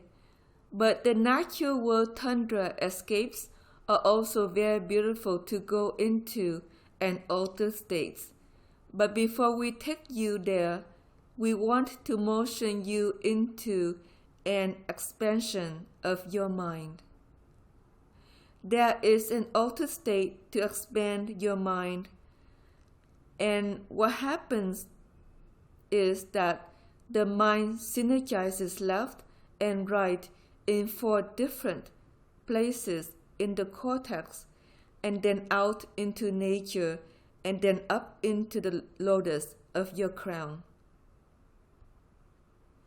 So this is a synergies altered state for expanding your mind. And it may be that your mind feels like it grows side to side, or something about your vision seems very lucidly to the right or left perimeter of your eye sockets. Sometimes the head will begin to actually feel larger than it actually is. And in an altered state of mind expansion is where you go to self-realize something unusual about you and everything else. And in the status of expanded mind, you enter another mind flow that is more akin to dosa. Most of you are gifted at Vispa and Vaspa and flower your cortex very easily. Those that flower can go into a dosa pattern that expands the minds, and when the mind expands, suddenly see something or witness something unusual about yourself or about others. As the mind expands, you synergize the head to be one with a galaxy of stars of forever. Now the stars are out in nature, and nature produces stars because it needs a starry sky for itself to understand its own light wave motion. So as you synergize the mind, you enter the starry night sky of nature to understand the perspective of light or illuminate something that you're unclear about. And in that state, you flow in another direction where the mind can begin to understand something from a very new perspective, because dosa is out in nature and is a wave that S patterns up and up. As your cortex goes into S patterns rather than flowers, suddenly it will witness something different in the expansion of its own galaxy of forever. As you enter the forevers of the S pattern of mind waves in the forever, you will see something that you couldn't remember or understand before, and it's how the mind learns and grows in a spiritual context of its own understanding of who you are through time, space, and form. And in the expanded state, the little things don't matter. The world around you isn't about the things you do or say or speak, or the people you're with. It's something greater in the world of spirit. For in the stars of nature, the world of spirit has another perspective of who you are and where you're going. In the world of spirit, there isn't really the physical, it's only light. In light, there is only the need to care and sway and love and forgive and transform what isn't right for you. Any programming you have that doesn't let you expand your mind, let's release it today, allowing something else to show up so you can begin to enter more of a dosa mind bandwidth and see the world from a new and more expanded space in this head of yours. Mind expansion isn't new. It's not just for yogis, it's for everyone. In societies where mind expansion is more common, people come to common understanding of what to do to hold society together congruent, or keep it clean, or recycled, or do what's right for the planet rather than just themselves. The Atlanteans were very gifted at that, even though they had techno-gadgetry. They kept their waters clean and pure, and they did what they needed to make sure nature was okay with their existence. They had an expanded mindset that directed their governance in that direction of unity for all, and other galaxies that you might have been born would be potentially more akin to that, where the society itself works more on a collective mindset of wholeness rather than fractionation, and in that, a different kind of society emerges, and one that you always long for. But understand that your ancestry has been in that kind of society many times. So bring in those archives of whatever that they knew and whatever that they grew into that caused a world of that to occur for you personally. For the world of the oligarchy society isn't real. It's just a fallacy in its own making. Nothing's really real if you understood the nature of spirit. It's just a condensation of spirit into matter that then causes humans to sway the way they do or behave the way they do. If the condensation is uneven, then it creates polarities like this society that emulates poverty and greed, and they can't help it. There's something disturbed in their genealogies, but that's not your word. Your word is your word. In your word, you can grow whole. You can grow to expand. You can grow to cause and affect others, to arise in your life that are reflections of your wholeness rather than the fragmentation of you in a previous life. I must say a previous life because the more you deprogram, the more you let go of your previous life, and the more you grow to be certain in who you are and where you are headed, and allow yourself to foster the dreams that you would really wish for in this life of yours as a star seed of you. The deprogramming method of releasing things that put you in conjunctivitis of yourself is the best thing that you could possibly choose for in this time period of moldering light. In letting go of what fosters negativity or limitation or anything that could arise in your world that doesn't work for you, you plant yourself in a new direction where you can grow and expand and become something more perhaps than you thought you could in this life of yours. And in it is an opportunity to understand something else about programming.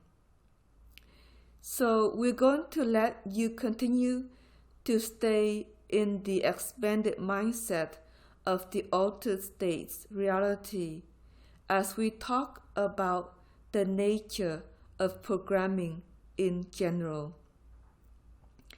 It's not a subject that is generally preached upon in Babaji systems, although he would deprogram human events or personally in your life if he saw something too negative arising in light. But now we've lost Babaji, and it's time to take responsibility, maybe for your own need to take care of our own self and take care of the issues that are true to us in this body of yours. Asur'Ana learned a long time ago in her own psychic work that is all about herself. Everything can react or do or speak or say whatever it is, but whatever it is that's disturbing is still a program in her to let go, and in that she worked through some traumas very, very quickly in a matter of a couple of weeks rather than months that occurred in her life. She learned that in her own self she could change anything she needed to grow in new directions or do what was right for her Starseed mission as a spiritual teacher in this life of hers. She was a very shy person when she began her studies with Victoria and grew out of her shyness and learned to find her passion and learn to flow with it and go in a direction that was right for her. But she kept deprogramming and deprogramming herself of everything that was negative until something else took flight, and you can do the same in this life of yours. Whatever your objective is, whatever your concern is, whatever it is that you fear, whatever it is that you think hasn't gone right, whatever it is that you have experienced or haven't experienced, is all a result of you as a living mineral program, of you being programmed that way to receive that dream in this life of yours. So let go of what doesn't work and integrate what does, and move forward in a direction that's more positive for the things you would like to experience. If you find yourself negative in your emotions, look for the programming associated. If you find yourself negative about others, look for the program that causes you to judge and let go of it, because life is much more peaceful if you just think everything's okay anyway. And they're not you anyway. You're yourself, and you can just be yourself and let it be that they are whoever they are, and get over your need to think in a condescending manner of anyone, and get over your need to condescend you, because that's a very difficult thing for most starseeds. There's a lot of pent-up negativity, perhaps about who you are or what you didn't do, or what you couldn't do, or what you didn't manifest this life, or the partnerships that failed, or the family members you don't speak to, or whatever it is that's gone seemingly wrong, and the friends you've lost.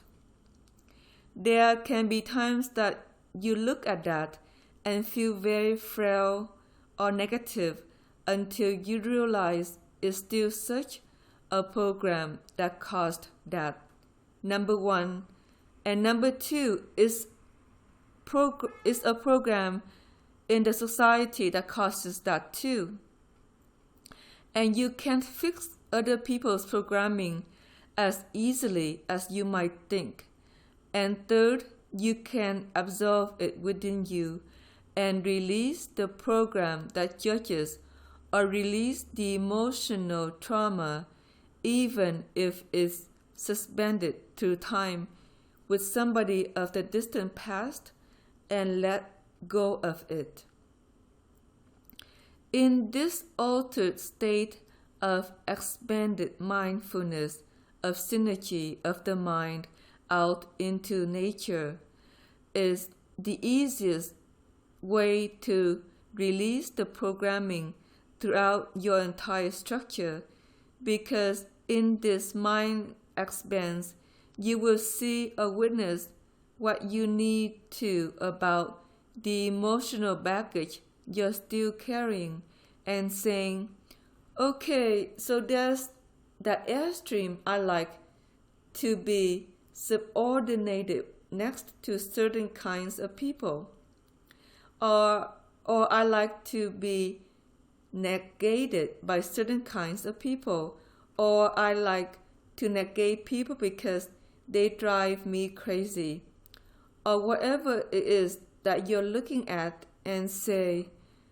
okay, I'm going to take that programming away and let it go to the winds of time, and let something else enter that's positive and beautiful to carry me forward in where I'm headed in this lifeline of mine. That's a beautiful thing to come to, and if you're not feeling a mind expansiveness, then allow some adjustments to your cortex to be made by the Dao and Tao of the sea system to help you find another way of witnessing or perceiving the world that is larger than who you are. It's larger than who you are to enter the starry night skies of nature and see the world from the oneness and wholeness of a planetary system that says, you're larger than who you think, as you're also spirit. And in spirit there is no matter, and in spirit, spirit soars. And when spirit soars, there's another condition from which you can understand your life. You can understand the bigger perspective of whatever it is you're trying to master or fulfill upon, rather than the small limited perspective of sitting in the ground base of yourself and thinking you're only physical. Spirit should direct the physical, but sometimes that's a disconnect, and so our healing today is to let go of the programming that says you have to be disconnected from spirit and not guided more directly in where you're going and what you should do that may work out better in this life of yours, and that's beautiful to do. Now we're going to have you take another deep breath. We're going to enter the world of the elephant first, because there is a need to forgive whatever programming you're releasing, or whatever encounters you had that negated your wholeness or negated the spirit and enthusiasm and love you had for the world as a star seed. Sometimes our enthusiasm is destroyed very early in our childhood, and it takes time to regroup to find our enthusiasm again to rise into what we would really like to aspire to in this life of ours. If enthusiasm has been lost in your heart, then it's time to let go of the program B's of cause and effect that say you can't find your passion and your enthusiasm for everything you would like to try or be and do in this life of yours. And so we make that possible in the word of the elephant. In the word and altered state of the elephant, you are to forgive your big karma. So what is the big karma that brought you here to this planet? Well, number one, you're a seed that was probably meant for another galaxy. So maybe you need to forgive that you were born on the wrong planet, and because of that, your whole life aligned or misaligned or did whatever it did, and perhaps you're happy with it, and perhaps you're not. Whatever it is, you know you're on the wrong planet. So let's just say to get over it, okay? The planet and the people aligned your life to be whatever it's been. You've had good times and bad times, and maybe remorseful times, and losses and gains, and everything that you've experienced in this lifeline of you. In this timeline of you. And then it is an understanding that the big focus of forgiveness is, holy crap, I was meant for another planet, and I really need to forgive it big in myself and let the things that aren't right for me fall off my back like water off a duck's feathers. Let it be that really and truly the things that are here aren't really for me either. And I know that in my heart, and I see sometimes how it doesn't work out. I want it to be different, and I want it to be better with these oligarchy people. And perhaps it just can't be. However, I can change myself. That's what Elephant says. Change yourself. Don't worry about them. They are who they are, and they may not be able to transform anything. Maybe if they're a ceiling, they can transform some, but in the truth of it, transformative action is something you are gifted at. And so if you weren't born on the right planet, then perhaps it's time to simply forgive that and say, well, I'll transform myself until I create the beautiful world I should have had in another galaxy, somewhere else, because it's all up to you anyway. And if you think it's up to anybody else, you're really lost. It's not up to anybody else. You dream your own dream stream. You are the bundle of programming that you are. You are the bundle of programming that you receive from this strange society that's very sick. So let it go and become something else, and transform yourself out of your disgruntled world, whatever it is, and into something new and kind and beautiful. For it's up to you and no one else. That's true in any galaxy. It was true in Atlantis too. but they had a kinder time or kinder collective than you do, but it doesn't matter. You're not the collective. You are who you are. So transform you to be beautiful and gracious and find the people to dance with that make you feel wonderful in this life of yours. Be well with what that causes and be well with what that affects, and find your truth and forgive each one for their weirdness. Okay? This society is very weird. Your mother was weird. Your father was weird. If they were seas or ceilings, you were probably a little bit better off and could find some kind of kinship with them. Your sisters might be weird, and maybe even your children. If you have some, they may be weird too. So they're all weird, and if you just decide that, then you can perhaps embrace them a little bit more in the compassionate action of your heart. They're weird due to many causes and effects of genes and chromosomes, and seeds that broke and things that they lost, and they don't know how to live their existence in any other way. And so that was true for your family of birth.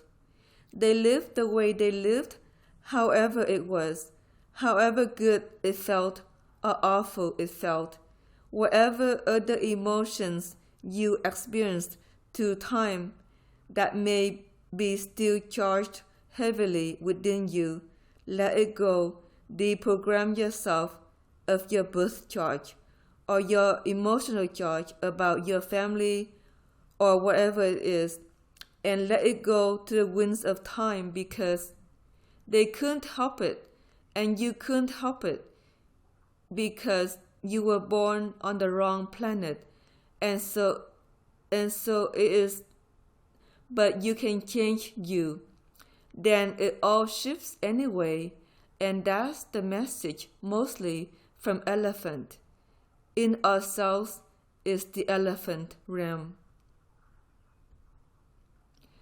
We know that big motions cause big forgiveness, and so we share with you in our altered state emotions that just let you let go of all the crud that blacks you. Because if you find an angle that's useful, then it's easier to forgive. And that's where Asur'Ana went with the starseed information. But not just that. It's the planetary problem she can't resolve, and then she just forgives and it big. And it all dissolves itself in the moon of something else, and then she's free. That's true for each of you. You find the big position that says, oh, in the overview of it all, it's a crappy society, and I can't do anything about it. I can forgive it all because it's not my cause. All I have to do is transform me to find the beauty and grace and love of a society of soul family and friends near me. And then I'll love and sing and sway. Life will be wonderful and cherishable again, and maybe that's all I can do here. That's better than living in grief or dejection or anything else you may have felt through time as you've lived this life of yours next to people who are sour or in pain so much in themselves that they don't know how to raise a child or don't know how to educate a classroom or do whatever they do that's abusive. So we'll say that they're just weird and you're not weird. You're just who you are as a star seed of you, in your own choice to transform you in deep forgiveness of everything that is on this planet known as Earth. And so we offer that up for you to think about and contemplate some more, because in our opinion, there's nowhere else you can go with it, because all the wounds and all the problems is really due to a lost society that you shouldn't have been born into in the first place. And we say Namaste. Now we're going to enter the world of the zebra. You may see all kinds of beautiful scenes in these natural world tundra dreams within your mind's eye. If you don't, just feel them with your body. In the zebra world, it's all about oneness, and oneness begins with the synergy of you. Now take a look. Has your synergy broken out into nature between any side of your body? And let's synergize it up again from left to right and top to bottom, and also cross angles. There's cross angle synergy from knee to shoulder, and ankle to knee. That's like a crisscross. So we're going to add some synergy motions from the right ankle to the left knee, and the left ankle to the right knee, and the right knee to left shoulder, and the left knee in the right shoulder, so that synergize a figure eight or triple sphere motion up in that direction too, as you enter our world, and that will help to fill in another level of balance for the nervous system of you. The nerves respond to who you are, and the nerves feel the agitations of others. When the nerves feel the agitations of others, you feel less than whole because they are fractionated. And in the times of sound and ascension work, it was perhaps less obvious to your nerves because something about it was more separate, and it has grown as light wave motion takes off in the society.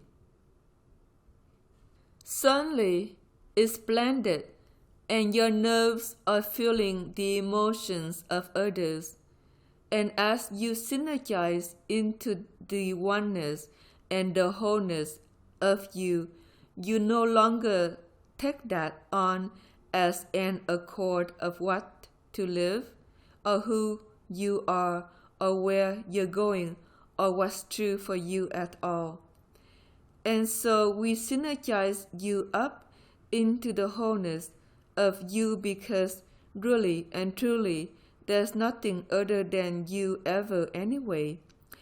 It's an odd juxtaposition of holographic truth that humans are born, and you're the holographic truth of you. And in the holographic truth of you, there is the sun and the moon and the planet.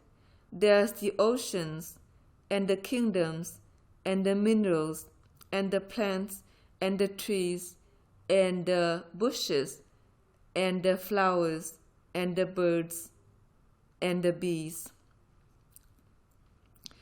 It's all there in the hologram of you. You come to the planet and you incarnate. And in the hologram of you is all these things. And they're all in you in the first place. But suddenly, there's an apparition of canyons and trees and birds and bees and all the things that are in the hologram of you is also out there. In any light wave society, there's an understanding that the hologram of you is the hologram of you, and that's all that is. And you only see out into the world what parallels in the hologram of you. So in the hologram of you, if there's plants and birds and trees, that's what you see. If there's cars and automobiles and trains and houses, you also see that. Most human archetypes have all that stuff because it's happened on another dimension anyway. So you contain the hologram of you. It has everything that you know on earth in you. You look out into the world and you say, oh, I need to go here. I need to go there. I need to go visit this place over here.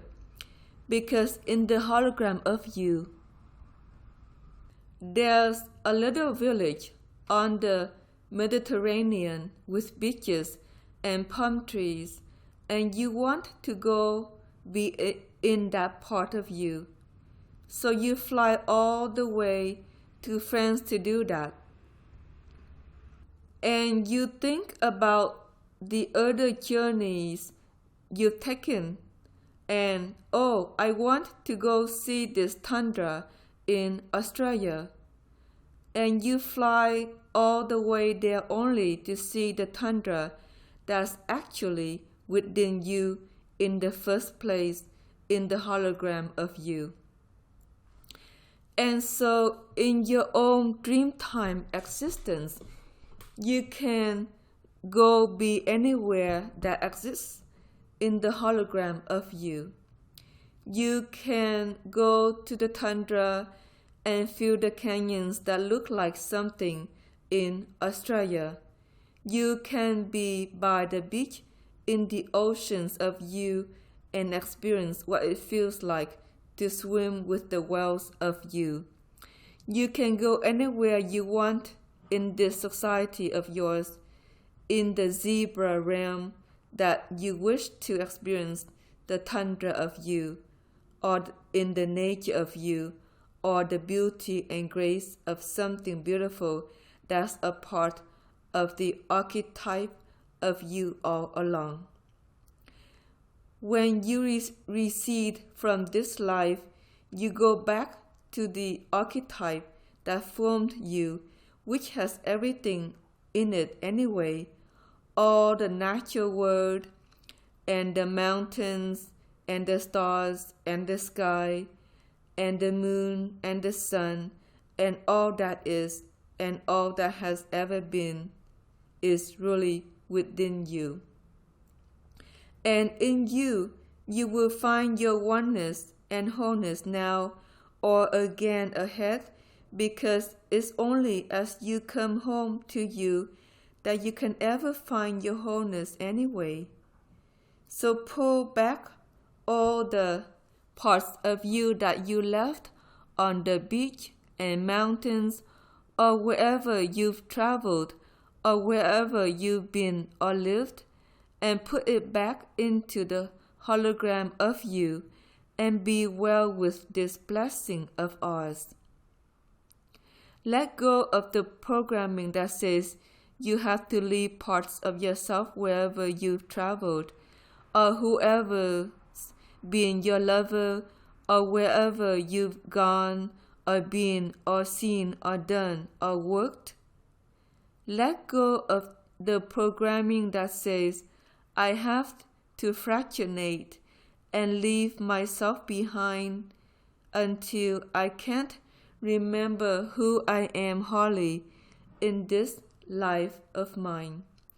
Because in light, you can fractionate that you don't remember who you are and life can grow very ill in such a condition, because then your spiritual work seems to fall away and you don't know what to do about it ever. Therefore, we say, pull yourself back now and put it back where it belongs, and be in the wholeness and the tundra of yourself, and love yourself in yourself and through yourself and with yourself and with each in your life. So be with the herd of you. And now we'll gallop up into the sunrise of ourselves and love you always in the altered state of the zebra realm. Namaste. Now we have one more altered state to enter that's very, very beautiful, and it's the ego. The ego soars the canyons and finds what it needs forever, and sometimes it soars for hours and hours and feels the wind under its wings and the sound of the feathers collecting against the wind. And it's just beautiful to experience the soar of the ego. In your mind, you may be carried over canyons and beautiful tundra as the ego witnesses it from high above and in the sky of itself. And here is an opportunity to synergize your vision. And this is another synergy node that goes through the pituitary and pineal gland and out into the sky.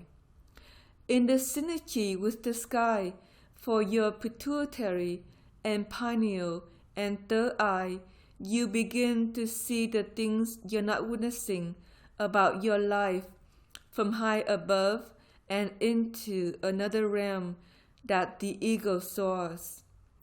And in this realm there is a sense of wholeness from above, that the planet is still there and the world is motioning as it should. And today is not at war, and we hope to keep it that way, but you never know. But from above, everything looks beautiful in the sky of you about you. If you have a turmoil you're trying to overcome, understand, we'll envision it together in the ego soar of yourself and see the world from above. What does it mean to see yourself from above? From above, you see your play maybe more clearly. You see the script you hold and the script that others hold, and you see where it either gathers you together in harmony or conflicts in some part of the storyline that isn't right for you or them. In Castaneda world, you will flip the storyline in a new direction and flip it in a way that allows the dream to unfold better than you thought is possible. Whatever it is, and whoever you are, and wherever you're going in this life of yours, you can flip the script to be better as you soar with the ego and understand the things that cause you strife and choose to forgive them. For the people that play a strifeful fable in the storyline of you, that's who they are in their lives in relation to you.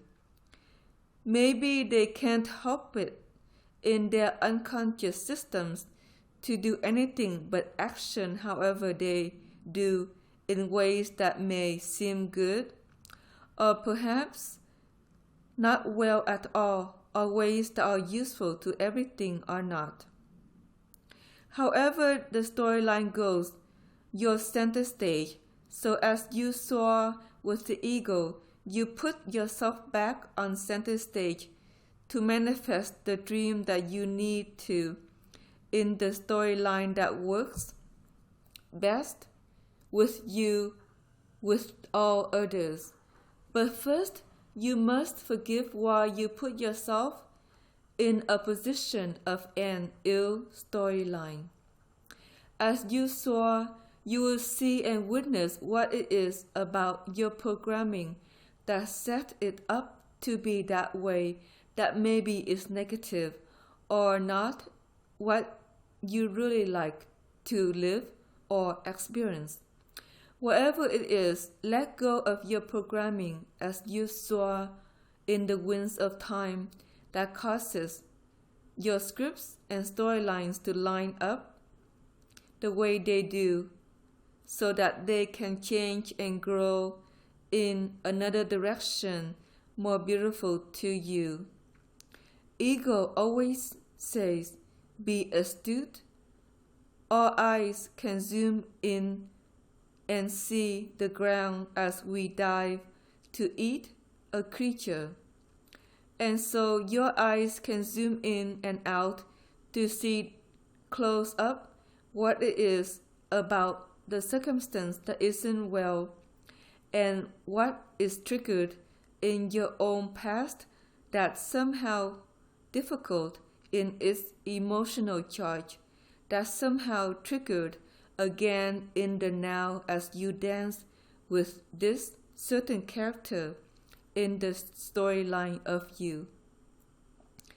As you forgive it through you, that is just the storyline therein, and you've gone into and let go of the programming that's negative with the emotional charges of the past, you will refresh and renew and grow in a new direction that better encompasses the dreams that you would like to manifest in this life of yours.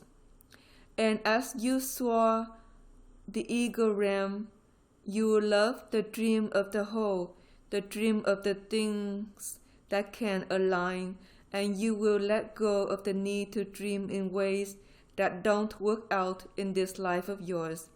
And that's the gift of the ecosystem of altered states that's a part of the natural world tundra of this beautiful planet of ours. Let's take another deep breath. So we'll give closure to this to let you go back to the altered state